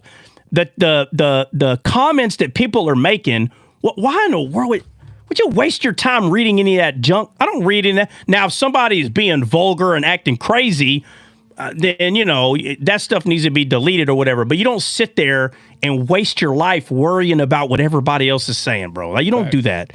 You don't do that. So I'm saying all that to say, if someone's acting crazy, then, you know, you can give them a little business back, you know, move on, but they're gonna act crazy again in the comments, you know, or, you know, make a TikTok video, you know, like I don't know if Kapoor's in here shadow watching, but like, Kapoor is crazy, bro. Like, he'll put all kinds of stuff on his videos, And, no, we're no fun because we're not replying to him. So that's it's not that he wants people to reply. Have you ever heard of Reinhard Bonnke? That name sounds familiar. So Reinhard Bonnke is the guy who was a German missionary that went to Africa and he built one of the greatest evangelistic ministries probably of all time. He brought over 78 million people to Christ in Africa. I know that name. Yeah. Well, yeah, but other than that, what else? I know that name, bro. That's what he's known so, for. Okay, so he's known for being a great evangelist. Okay, then that's what it is. Yeah. Okay. So I went to his school of evangelism before he passed. He had like this thing. He's like, God told him to basically make disciples, baby evangelists, because his time was coming up. And one of the things that he taught in his school was, as a believer, you should never allow good comments to affect you, and you should never allow bad comments to affect you. No comment should ever affect you, sway you either way, not good or bad. Yeah. And he said, if you allow good comments to boost your esteem, then you will allow bad comments to bring you down. Yeah. And I was like, that stuck with me ever since I went to his school. And I was like, yo, that's dope. He passed by now, but that was one of the greatest things, because especially as a young preacher at the time, when people say, oh, that's a great message, it makes you feel good. But then if somebody says, hey, man, you really messed this up, you allow bad comments to bring you down. Let me tell you, I'm glad you brought that up. Anyone that has ever sent me, matter of fact, if you've ever sent me, like, just be on, just put a 1. If you don't want no one to know, guys, don't put a 1. But if you don't mind, put a 1 in the comment. If you've ever sent me a message like, Trot, thank you so much. The word today helped me out. Or, man, I'm so thankful I stuck in there. I see what you're saying now. Like, if you've sent me a personal message like that, please put a 1 in the chat, please. Okay, so I'm seeing several 1s in there. There has been several people that have done this. And let me ask you this. Let me see. I want everybody. I don't want no one on the panel to say it. I want to see if everybody puts the same comment. I want to see what was my comment to you after you said, oh, Trot, thank you so much. I want to see what was my comment that I sent to you after. I only seen one person. Jen put God is good. Got it. Okay, yeah. So several people put God is amazing. Guys, that's my comment. That's my comment. If someone ever sends to me, hey, Trot, thank you so much, I read the whole thing and I put God is amazing, because I don't allow a good or a bad comment to sway me in any direction. I'm not surprised that people are sending me praise reports saying, oh, Trot, you're so amazing, because all they're doing is glorifying God. And I know that. They're not saying, Trot, hold on. Hey. Oh, Trot, thank you this morning for waking up and giving me your praises. Nobody's thinking that when they wake up. I thought you were going to say, Trot, you are amazing. Trot, I really like it. Thank you. And neither of us forget it for like a week now. But I mean, nobody does that. Nobody here wakes up, oh, Espíritu Santo, Trot, gracias para todo. Nobody does that, bro. Nobody's doing that. All they're doing is they're just saying, hey, thank you for, like, giving your time and effort to God so he can show you a truth so you can give it to me. Thank you so much. That's all they're saying. And I know that. I'm not sitting there like, pat on the back. Oh, I'm doing so good. I already know. People are going to say thank you, but I already know who they're thanking. They don't have to tell me, Trot, thank you so much. Oh, by the way, I'm really thanking God. But anyway, thank you. You don't have to say, I already know. So, the point Dre is making is, I already know that I'm a disciple. I already know what I'm supposed to do. And I already know that the people that have ears to hear have already been sent to me. So if they've already been sent to me, that means all I did was cast the net on the right side and I caught them. They're already sent to me. Watch this. When Jesus said, cast your net on the right side, who brought the fish to him? Anybody?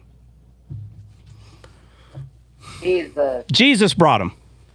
So if you caught the fish, did you catch the fish because you're some sort of special Rain Man and you got a stick and stuck it in the ground and started knocking it with another stick and all the worms just came to you? Like, how did the fish come to you to begin with if they weren't sent to you? Increase. Yeah, so exactly, God gives it. So if God already knows who he's going to send, if he already knows, the only thing I have to do is just open my mouth. Hey, Trot, stop it. All I have to do is open my mouth and start talking about him because he's already sent the fish. But if you don't open your mouth and start talking about him, basically all the fish are in a little spot waiting for you to come, but you're too much in a bad mood to get in the boat. But the fish are waiting in the sea. Why do we catch fish in the sea? Ain't it that the Sea of Galilee? Why is Jesus saying he'll make us fisher of men? Does anybody know? Because the sea is full of fallen men. Yeah, because the sea represents the world, and we're pulling the fish out of the sea. Mm-hmm.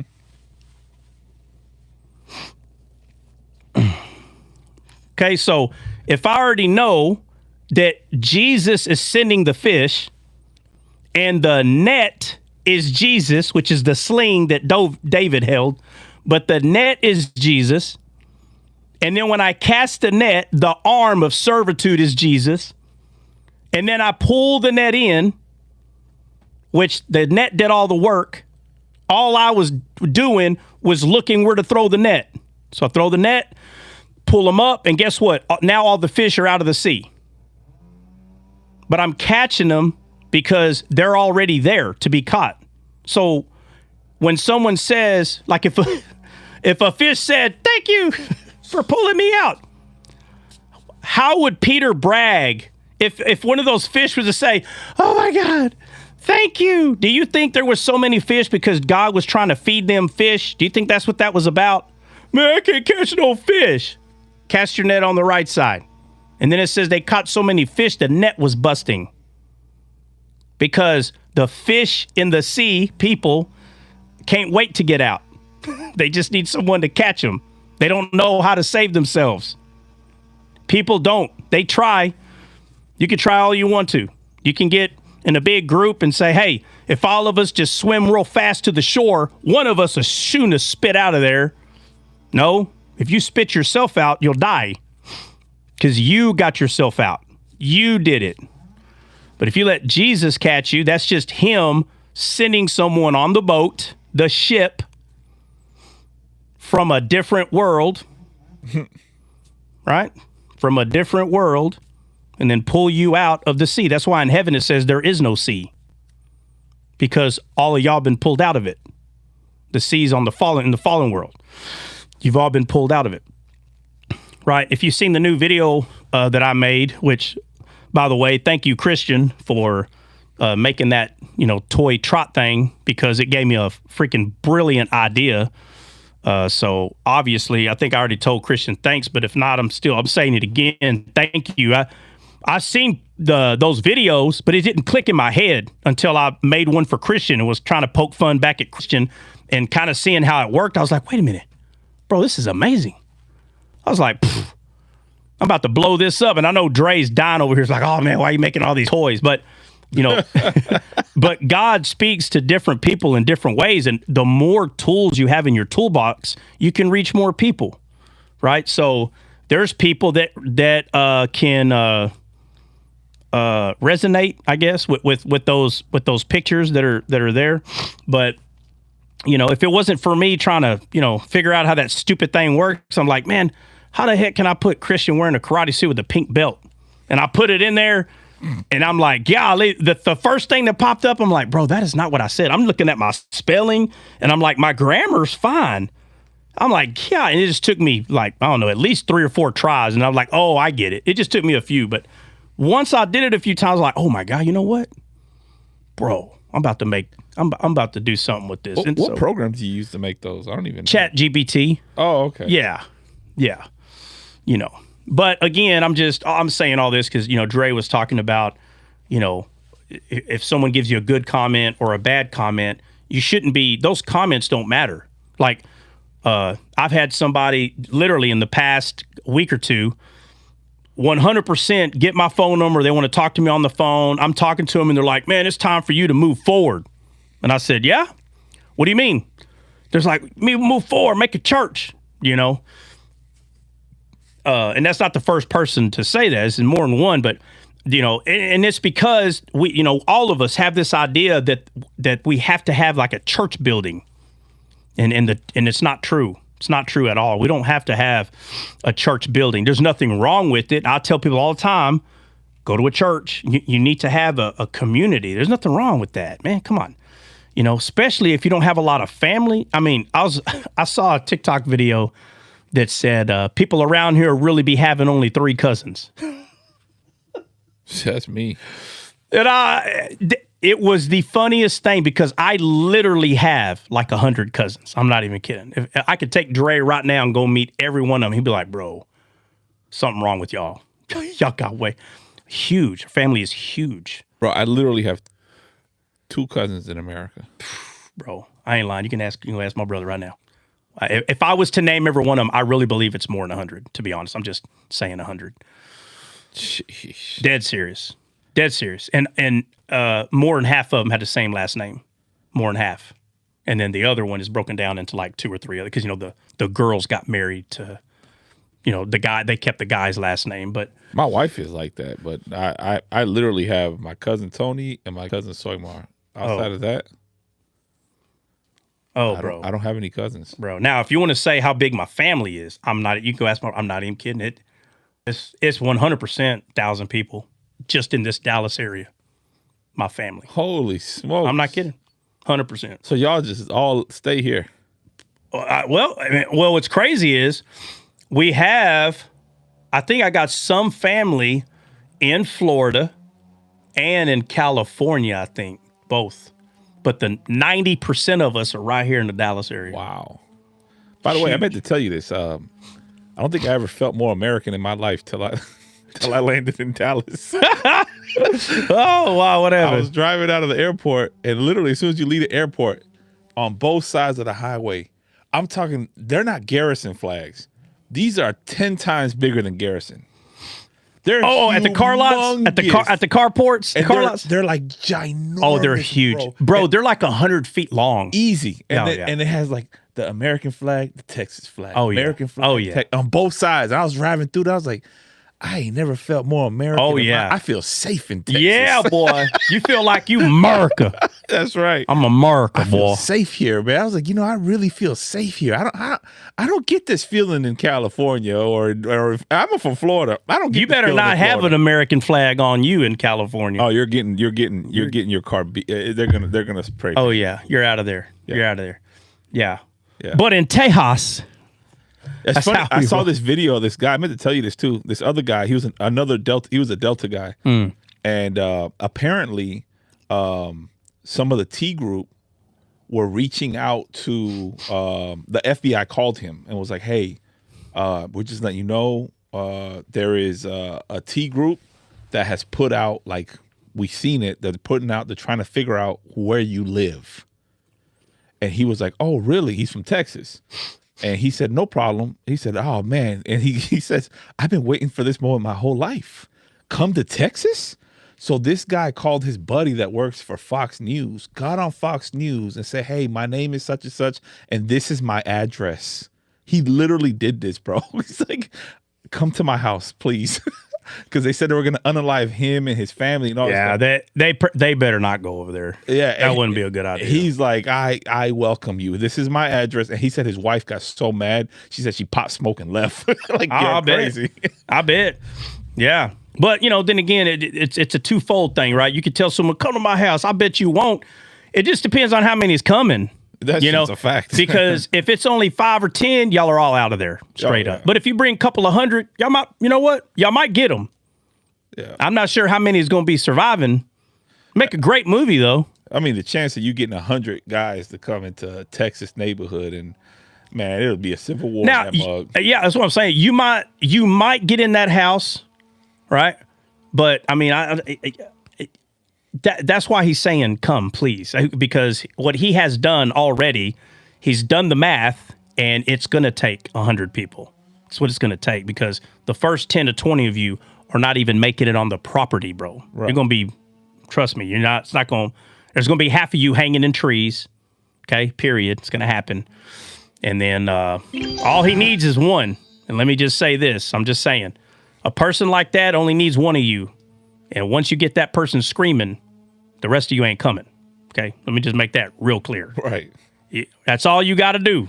You get one of them and make sure everybody can hear on a mic like this with speakers outside. And you get them screaming, say, you better tell them not to come. Stop it. Stop coming. Don't get in here. And then you're going to hear some very, very curdling noises. Yeah, and I promise you're not going to want to go in that house. My whole point is it's just Texas is so American. It's American. It's like, just come on. Because for the most part, the regular American person, okay, they're not trying to infiltrate no country. They're not trying to infiltrate nobody's house. Regular America. I'm not talking about the country as a whole, because sometimes we can be a bully. I'm not talking about the country as a whole. I'm talking about the individual person. They just want to be left alone. And when you don't leave them alone, it's them that makes the news. That one person makes the news because this very catastrophic event happened. And everybody's like, well, why did he do that? And everybody has a different limit. And you push someone's limit, and now it's not justifiable. You don't justify the crazy act that they did, but you put a cat in the corner and you don't let him get out, that cat's coming, bro. Do you think Texas has the most combat veterans per capita in the United States? Listen clearly. I said combat veterans. Yeah. Well, I mean, I don't know if they have the most, to be honest. But I know a lot of them live there. There might be a way to figure out. I wouldn't be surprised if I wouldn't be. I would bet my money that it's Texas. Actually. Yeah, I would. But I mean, I'll tell you this. Okay, so I'm thinking of a certain year, and I remember going around asking, "Hey, where are you from? Where are you from?"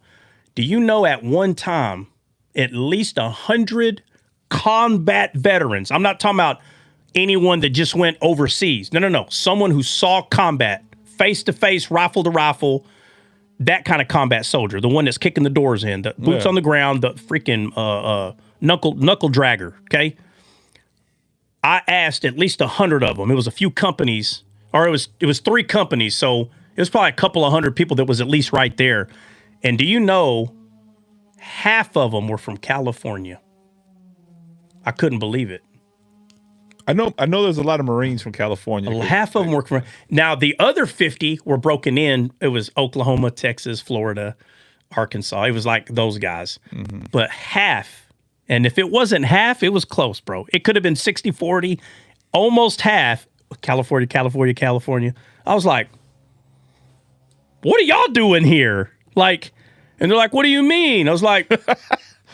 It's like, bro, like they're supposed to be flying like rainbow flags or something. Yeah, and they're just the few that just see things different, man.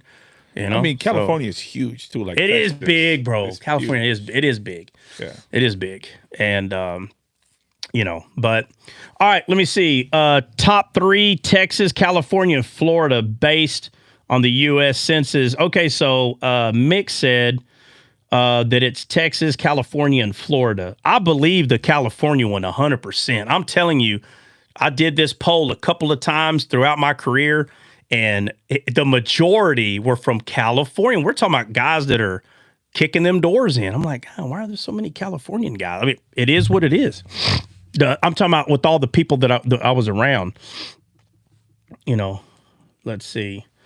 All right, guys, it's already 2:20. Does anybody got something to say? Because Dre is literally about to get down on this system. He's got to get this thing going before he leaves. If not, I guarantee he'd have it to the point where I'll be ready to. Josiah, if you're here, you need to get your butt over here, bro. You at work or what? Josiah, where you at? You still listening? Josiah said Christian Joe Rogan. God, no, Christian, bacon eating, poor Christian Joe Rogan, boy. They said Timu. Do what? Remember they said Timu. Timu, what's Timu, that? Timu Joe Rogan. What? Well, obviously, I don't remember. I mean, I'm not saying they didn't say, but what is that? That's the Chinese knockoff website. Oh, yeah. Oh, yeah. Temu, Joe, they got me for $1.99, boy. Yeah, I'm at work. All right. Josiah, you coming over here after work, or are you going to wait till tomorrow? We need you. We need you, bro. Bro, California has the most World War II veterans. I bet. I'm telling you, bro. I'm telling you. I was surprised, and I did this census by myself. I asked them directly, hey, where you from? Where you from? Where you from? I'm like, God, dog, why is everybody from California? California has the most military soldiers, for sure, veterans. They have the most, and active and inactive. I mean, Camp Pendleton is ginormous. I don't know well, I mean, no. I never been there, but no, I know it's big. Yeah, it's huge. Yeah, well, it's not as big as Fort Hood, but yeah, I think Fort Hood's still bigger. I don't know. I'm moving apartments. When, bro? Hey, enough of the shenanigans. When you coming, bro? Josiah, when you coming? Just put it right there, bro. Put it right there. Enough of the shenanigans. When you coming? Fort Liberty is the biggest. Fort Liberty? Mm-hmm. Where's that? No clue. Fort Liberty. Oh, it says it's also known as Fort Bragg. Oh yeah. That's right. Yeah. Well, I know it as Fort Bragg. I don't know it as Fort Liberty. 251 square miles. Yeah. Okay. How many square miles is Fort Hood? Hold on. I don't know. I still think Fort Hood's bigger. Sunday would be my best bet. Okay. Well, whatever. What day you leaving, bro? I don't leave till Monday. Okay, you leave Monday. Yeah. All right. Well, Josiah, don't come over here just for no hour, bro. I want to hear I don't hear it. You better tell your wife she better get in that kitchen, barefoot, pregnant. Fort Hood is the third largest. Fort Hood's the third largest? Yep. So it's Bragg and what? Fort Campbell in Kansas City and Kentucky. Bro, no way. There's no way. It says Fort Campbell is 105,000 acres, bro. Holy smokes. 105,000 acres. Yeah. Or maybe that's the area. Well, no, yeah, that's okay, then how many acres is Fort Bragg? 105. So then Fort Bragg has to be. Oh, no, it's the population. So the population in Fort Campbell. No, I'm talking about, I ain't talking about population. I'm not talking about like acre size. I'm talking about land, the entire property. Yeah, the property, I have to look at this website better. Do it square miles, bro. Do square miles. No, because it's going off of acres. No, don't do acres. Do square miles. Well, I'm not doing it. Okay, well then do acres for all of them then. That's what I'm doing. All right. So this is the top 5 largest military bases in the United States. All right. So who's top 1? Fort Bragg, North Carolina, has 238,000 in area. Hold on, 238,646 in population. No, I want acres. Yeah, but the acres and the land is different. So I know it is. All right. So that's why square miles is the best way to do it. Okay, so Fort Bragg in acres is 163,000 acres. All right, hold on. Let me write this down. Baby, write this down. Take a little note. All right, so Bragg. What's the top 3? Bragg what? Bragg, it says the joint base. Don't lie either, bro. Don't try to make Fort Hood. No. All of these are Army, by the way. None of these are Marine Corps. Well, first of all, Army base going to be bigger than the Marine Corps base, Yeah, bro. of course. You guys are way larger. Well, yeah, all right. So don't give me no Navy. Because I'm looking at the acres. Don't give me no Navy, bro. We know that the ocean's big. No, because here's like... No, hurry up. Give it to me. So we got... Hold on a second. Bragg, give me 2 and 3. Give me the joint base in Lewis McChord, Washington, U.S. is 404,000 acres. Hold on. Is that Army? Yes, it says the only Army power projection base of the West in the Rockies. What is it? Fort what? Joint base Lewis Nah, that don't count. Okay. They're saying that's number 1? No, I'm just looking at the numbers because they went off population. I'm going off acreage. So Fort Hood is 214,000. Oh, no, you're not, bro. Okay, Fort Bragg is 1. Give me 2 and 3. Who's 2 and who's 3? I'm gonna give you the numbers on the top 5, and then we'll figure it out. Give me the name of the fort first. Yeah, Fort Hood. What number is it? It doesn't give me the numbers. I'm saying it's going top 5. I'm giving you the acreage. All right, stop. All right, if that's what you're doing, then do this. Give me the acreage for Fort Bragg again. All right, Fort Bragg. Where did you go? All right, Fort Bragg is 163,000. Okay, 163,000. All right. And then you got Fort Hood is 214,968. Hold on, 215. Just say 215. 215,000 acres. Yep. And then you got that joint base, or we can go to Fort Benning. Fort Benning is 182,000. All right, hold on. Bragg, Fort Hood. Oh yeah, Fort Benning has to be okay. And then we got Fort Benning, and Fort Benning is what? Fort Benning is 182,000 acres. All right, so Fort Hood's number one. That's what I'm saying. It's the biggest one. 215,000. That's way bigger than Fort Bragg and Fort Benning. Yeah, facts. So that's what I'm saying. Fort Hood is going to be number one. All right, so that joint base, I don't know where. Nah, heck no. That ain't no real fort. Absolutely not. I ain't buying that. I ain't buying it. I ain't never even heard of that, darn. That right there is a bunch of people sipping on tea and drinking coffee. That don't count. The Democrats made that thing just to make Fort Hood smaller. No offense, misunderstood. I know she already got crunk. I knew it every time I come. Try gonna make fun of them Democrats every time. It's like, well, tell your people to get right, for God's sakes. And I ain't talking about color, because they come in all colors. Don't try that with me. All right, so Fort Hood's number one. And then it's Fort Bragg.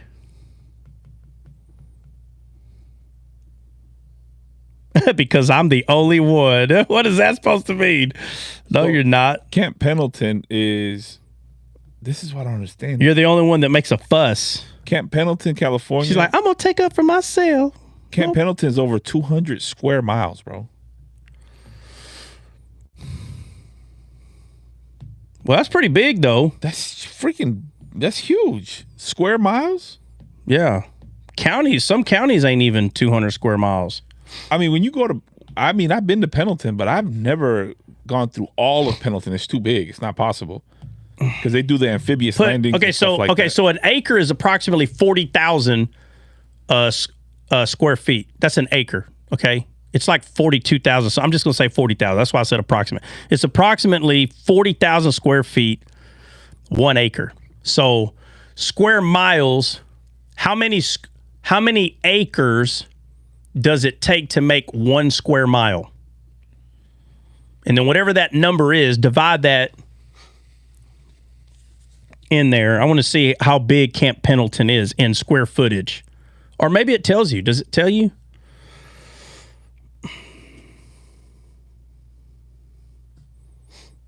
In square footage? No. I'm trying to figure out how many acres Camp Pendleton is. Because you gave me square miles, but how many acres is that? All right, let me see. That's what I'm saying. 125,000 acres. Okay, there you go. So it's not even close. Nope. Fort Bragg is 163,000. No, 214. Hold on. 214 what? No, the one that you said, Hood. Was it Hood? No, but there's no need to compare that. No, you said the largest Army one was 214. No, I know, but I'm giving you the lowest number I have right here, which is 163. Yeah, 163. So that means on this list, it might be top 10. Oh, it's definitely going to be top 10. Yeah, it'll be top 10. But I'm telling you, Hood, I was on Hood for a little bit. Hood is huge. 215,000 acres. It's huge, bro. And mainly it's because they have freaking Abram tanks at a few places. Not like the School of Hard Knocks, Fort Knox. Fort Knox got tanks. They got Abram tanks. They got school down there, and you got the tankers down there. But Fort Hood, it ain't just a school. Like it's an actual. These guys are already in service, and their ranges out there. They're shooting. Man, them targets are so far. Okay, so 29 Palms is the largest Marine Corps base, so they would be above Pendleton. Okay, so you said Pendleton was 120-something thousand. So how many thousand is this? I got to go to the thousands because it says it's 998 square miles. Yeah, you're gonna have to go to acres. Let me see. All right, guys. Anybody got anything else, man? We got to go. Now I just found that. Oh, okay. Y'all just chatting it up with each other, I guess. Yeah. So, guys, we will be going live tomorrow. 700,000 acres, bro. What's 700,000 acres? Holy crap. What is? I almost cussed. 29 palms. 29 palms. But what is 29 palms? 29 palms is in the middle of nothing. No, but what is it? It's a base. It's a Marine Corps base. What is it? What do you mean? What is it? It's a. If a human being joined the service and they went there, what would they be doing there as a job? What is it? Well, so Fort Knox is head of training tankers, and so there's basic training there. Like that's why it's so big, because there's a lot of training that's taking place at Fort Knox. So what's happening here? 29 Palms is what you would call the ground combat base. So that's where they train. Like we got this thing called CAX, which is where you do like desert training. You do desert training there. So it's a tank training. So it's a fake desert. No, it's the real desert. It's the real desert. It's in California. Oh, it's in California. Yeah. Oh, okay. And so part of so they could do desert training there because it's hot. They do desert training there. They do tank. I know the tankers train there. They have a school for radars there. I had a buddy that went there. Okay, so it's a lot of schools. So it's an educational. Yeah, for the most part. Okay, yeah. All right. Well, then they need. I mean, they need ground. So yeah, that makes sense. Yeah, that's a lot. 500,000. 700,000. Oh, 700,000. Because they do like the tanker simulation wars there and stuff like that. Okay, yeah. So it's like they're in Iraq over there. Oh yeah. Oh yeah. Yeah. So it's what 3, 4. It's over 3 times bigger than Fort Hood. But it's nothing there though. Well, yeah, it's all desert. The main part of Camp 29. That's what we call it, 29 stumps. Because it's 29 palms when you go in there, but that's it. Like it's a small little base, and everything else is just it's just land, just training. Yep. Yeah. So there's probably 50,000 people there. Not even, bro. They got nobody there. Yeah. Yeah. The worst base to get stationed on.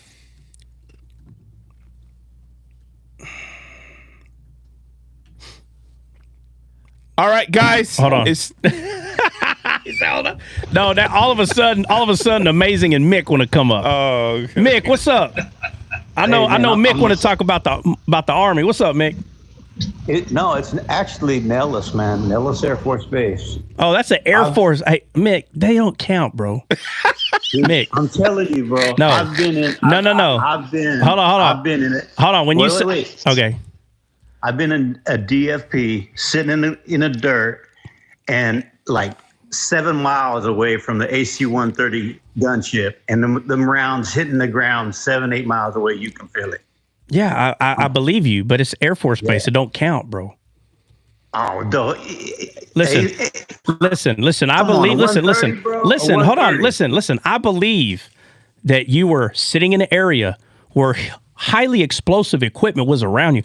I believe it. But while you're sipping on tea and crumpets, it doesn't matter, bro. It's not the same thing. Come on, man. Come on. Everybody else eating it. Hey, listen. Everybody else eating them. Listen. Hold on. Listen. Everybody else, all the other Army base, all of us grunting it up. We ain't even been out there 3 hours. We smell like we've been dead for a week. And here comes Mick. Well, come on, boys, fire! And as soon as it fires, I mean, that boy got a 3-piece suit on. You hear me? While this is going on. I think no, Mick, seriously, the reason it don't count is because Air Force and Navy have all the money, bro. It don't count. Y'all have too much. You have too much money. If y'all were if you were as poor as the Army. Oh, the Marine Corps poor. Okay, well, first off, now we're going into why y'all are poor though. Anybody want to get into why they're so poor? Does anybody want to? Because we're the department of the richest. Oh no. I hate to break your little heart, everybody, but if you want to know why the Marines are the poorest, man, I don't know if we should go there. It's because Marine lives don't matter. That's right. I don't know how else to say it. Marine lives don't matter. I don't know how else to say it.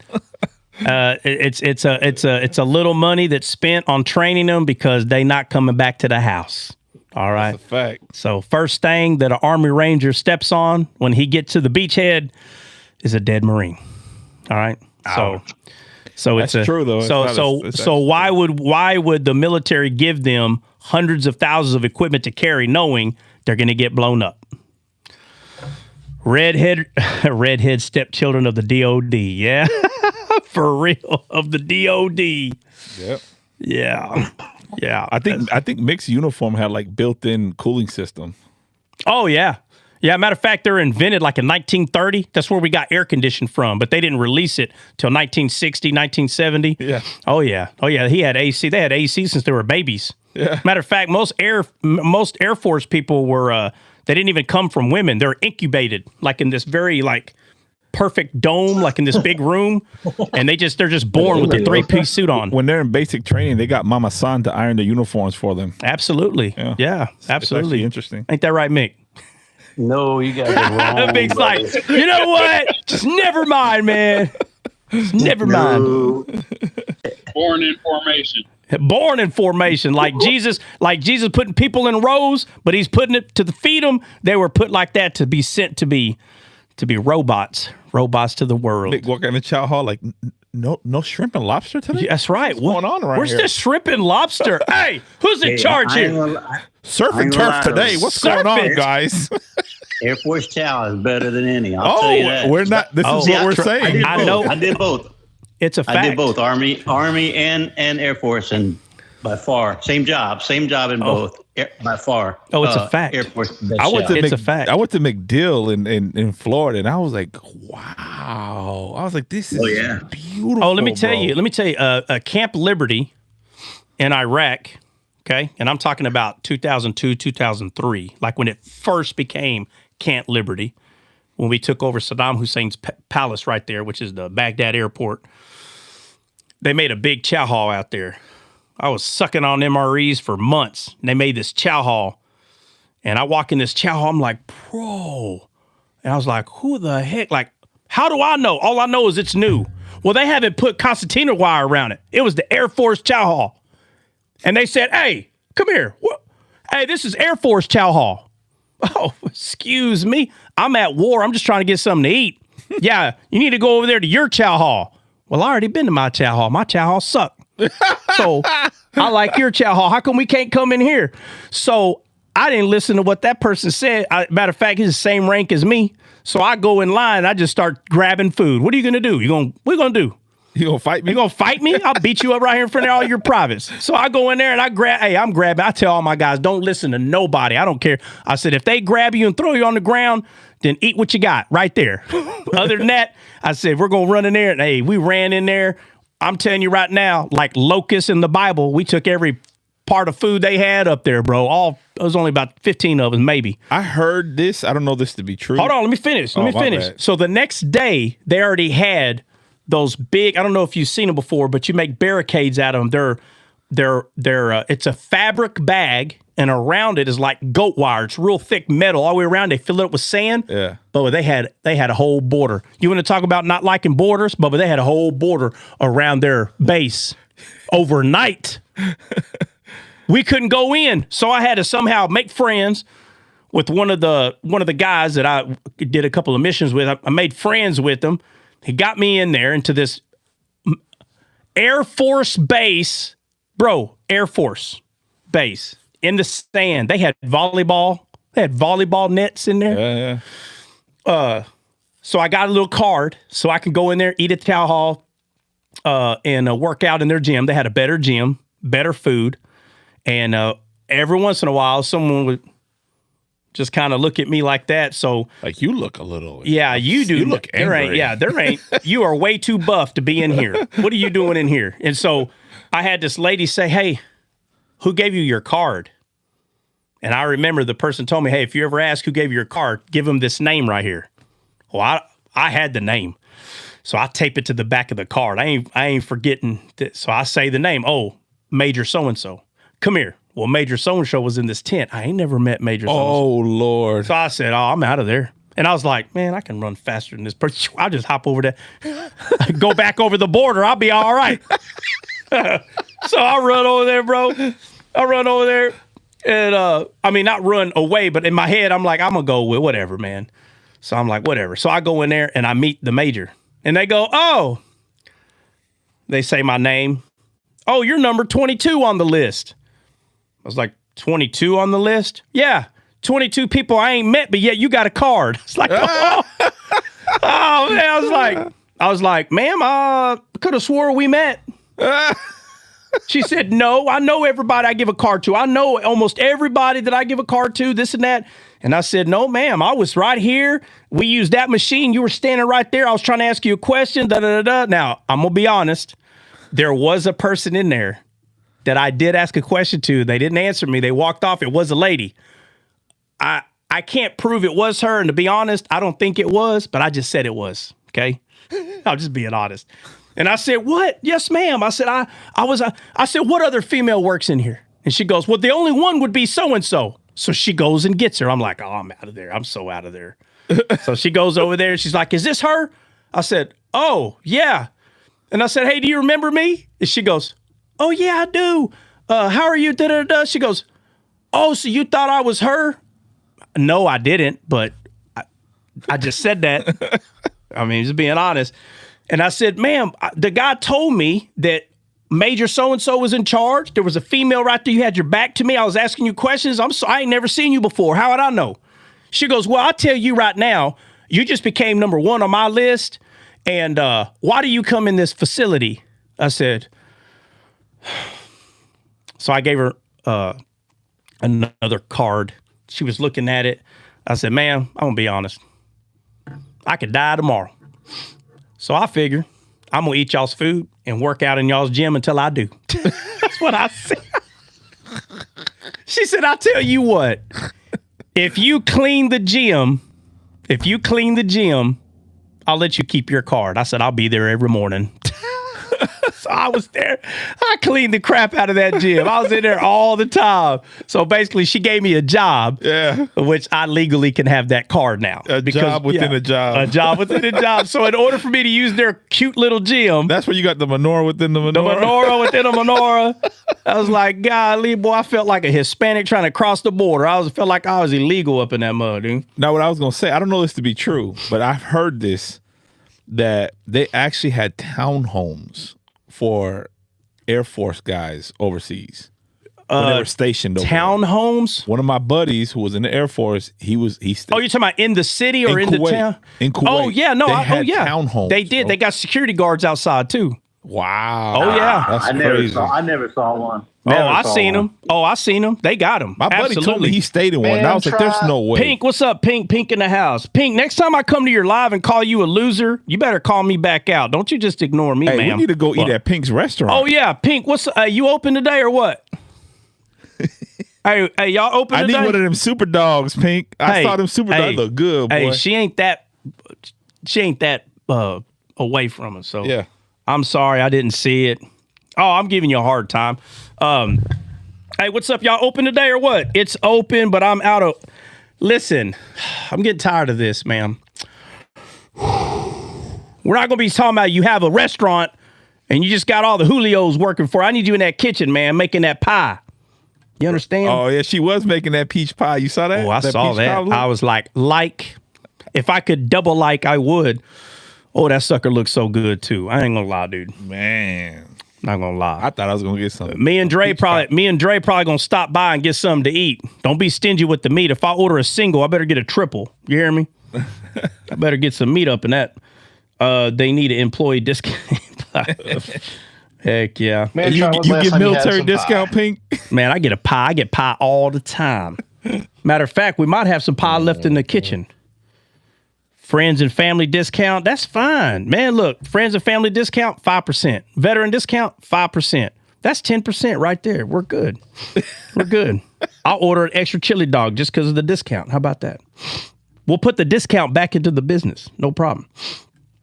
Amazing. My bad, man. We're talking military jargon. What's up, man? You out and about? You working or what? I love it. Oh, man, I got a question. Sunny state of Florida, man. Florida. He's in Florida. Amazing be coming up like, yeah, man, listen, man, I got a question, man. I don't know, Trot. I've been seeing it like this, but I'm gonna need your help on this one, man. Hey, he sure does. Hey, he tries to come in there slick too. He's like, man, I don't know how they're gonna take it. Listen, man, I don't know how you're gonna take this question. I don't know, hey, man. And you know it's a toe stomper, right? Because the way he brings it in, he's like, ooh, they're not gonna like this question. He ain't gonna like. They're this not question. gonna like this one, They're right? not gonna Here, but I gotta ask. I'm just looking for honesty. What's up? Hey, Amazing. What you got, bro? I know you got something. What's up? What's on your mind? Well, I still want to talk about them bastards, but the what? Hold on. You want to talk about what? Baskets. Baskets? What baskets? Baskets.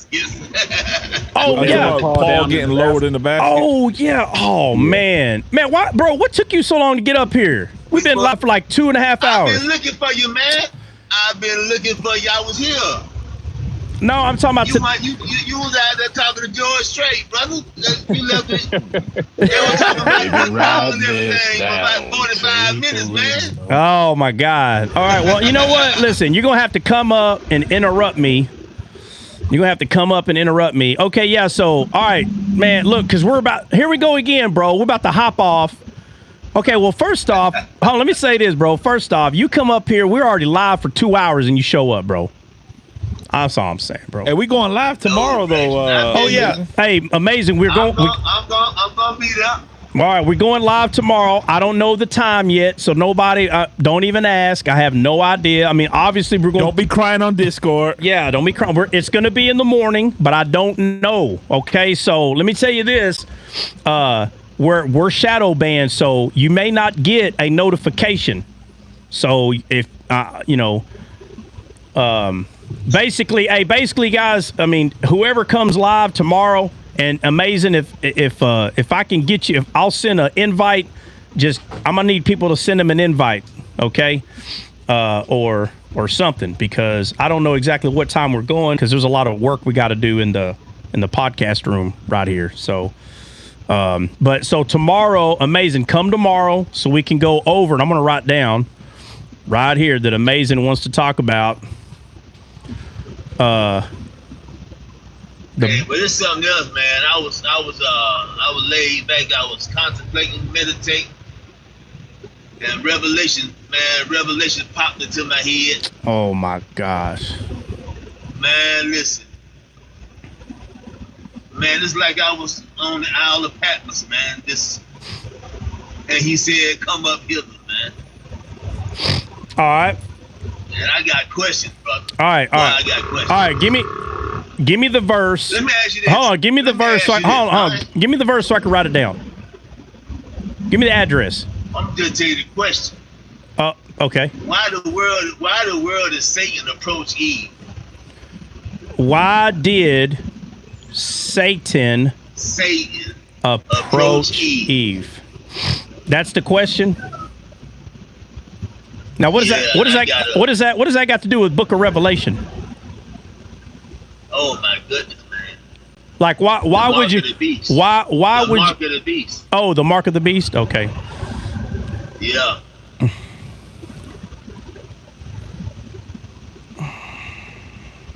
Man, I've been so wrong about that mark of the beast, man. Well, I don't know if you ever heard me go over it. Well, there ain't no doggone numbers in your forehead. I know that. Well, I'll say what the mark of the beast is, and this is based on Bible. This is not based on anything else. So, in the Bible, there are two marks. There's the mark of Christ and the mark of the beast. So you have marks on the forehead and the hand or the right hand, but the mark on the hand is talking about servitude. It's talking about who you serve. And the mark on the forehead is talking about what mind you have. You either have the seed of the serpent or you have the seed of Christ, which means you either have the mind of Christ or you have the mind of the adversary, the mind of Satan. That's it. That's what the mark is. So when people want to argue that it's a physical mark, the Bible makes it very clear that God does not look on the outer appearance of a man. He looks at the heart. So That was me getting straight to the jugular, but the Bible explains this very thoroughly. That's what that's referring to. But all right, so why did Satan approach Eve? Okay, so tomorrow we're going to talk about that. We're going to talk about the basket. So y'all get ready for it, because D Scale's going to talk about it. All the lives are going to talk about it now. That's what's been happening for the past 2 months. Yes, As soon as I say I'm going to talk about something, boy, that'll be the next topic on the live. 5 lives down the road. What? First Kings. Oh, yeah. Let me write that down. 1 Kings 13. They taking notes right along with you. Oh, they're taking notes right now. Yeah. That's why I give them hints, and then when they get it all wrong, we go over it correctly the next day. I'll be leading them down the wrong way. They're like, no, it's this. And then I go over it the next day. Think about this though. Think about this though, Try. When God looked and saw, he said Adam was looking for a suitable mate, and he said it's not good for the man to be alone. Did you ever think that Eve did the same thing?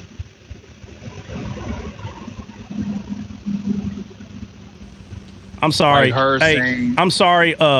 Amazing. What'd you say? I'm sorry. I say when Adam looked around, he was looking, he was giving the command, be fruitful and multiply. He looking. God said, it's not good for the man to be alone. So he makes Eve. Well, Adam sees Eve and say, this is bone of my bone, flesh of my flesh. Hey, this me. So Eve was made in the image of Adam, if you will. But then it's like, is it possible that Eve was doing just like Adam before Eve, and she was looking around like, well, where's anybody that look like me?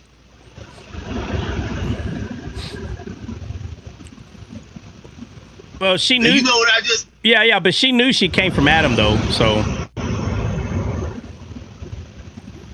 she knew. Yeah, but I'm saying now, how would you say she looked in terms of her physicality?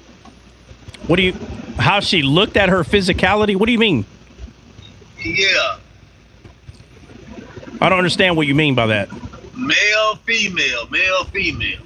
Okay, so are you asking if? Adam, Are you asking? Did she recognize that she was anatomically different? Like, did she recognize she was what? Anatomically. So, like, did she recognize that Adam was a male and she was a female? Did she recognize that? Is that what you're saying?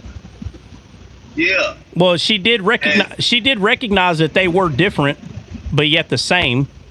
Yeah. So now it's like, I'm wondering, like, man, I was just contemplating on this morning, and I believe that's why Satan, I believe, man, went to her. Oh, man, okay. So you're getting okay. Yeah, but you're getting to, again, the question is back to, why did Satan approach Eve? That's going back to that question. Yeah. Yeah. Okay. Well, that's what I was saying. We'll talk about it tomorrow, bro. Because if I start on this right here, I mean, it's a lot to talk about. Somebody asked in the chat if Eve is Adam's will. Who asked that? What's the name of the person? Douglas Waite. He said, "Is Eve the will of Adam?" Okay. Is Eve Adam's will? Yeah. Is Eve the will of Adam? Is Eve the will of Adam? Meaning, I guess, like his soul in a weird way. Well, I mean, again, I don't ever try to figure out what people. Doug, what do you mean? Is Eve Adam's will?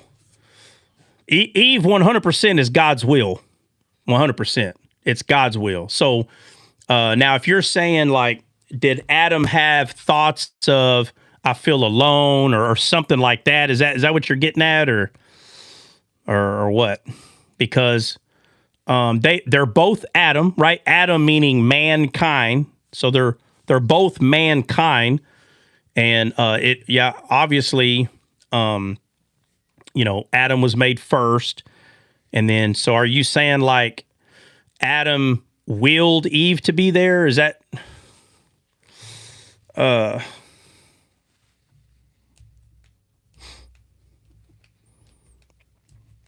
don't know. I don't see I asked him to unpack it. I haven't got a response either. Yeah. So I mean, I've heard people ask questions like this before, but anytime I ask them to elaborate on what they mean, I've never had anyone, because the elaboration's important, right? So look, and let me say this to y'all. When someone asks a question, it's not always good to try to figure out what they're saying. That's kind of like a painter making a painting, and he puts it in front of you, and you go, oh, this reminds me of my mother. And the whole time that painting was because of a stupid dog he had. That's why he made the painting. But it reminds you of your mother. So I'm going to say, I mean, again, if I was that kind of person, I'm going to say, oh my God, exactly. And now I sold it to you for $1 million. But I made it because I had a stupid dog and it reminded me of him. I saw a balloon in the air and I'm going to paint this thing. So you don't tell a painter, like, what do they think about something? You tell them, why did they paint it? So if someone ever brings up scripture to me, that's why you'll always hear me say, hey, don't speak for them. Don't speak for them. I want them to tell me, look, it's possible that you could be right. It's possible that I could be right. But I want the person to tell me verbatim what they are saying. I want to know what they are saying. That way I can understand the question better. I mean, obviously, we can all use our brains and say, well, I think what they're asking is, we can all do that. We can all look at a painting and say this and that, but I want the person to tell me. Let me see. So do what your mama told you and don't touch it. Yeah. All right, guys, it's 2:59. That's it. Oh, it's already 3. My God, guys, we got to go. All right, we'll see y'all tomorrow morning. We'll see y'all tomorrow morning, guys. God bless. All right.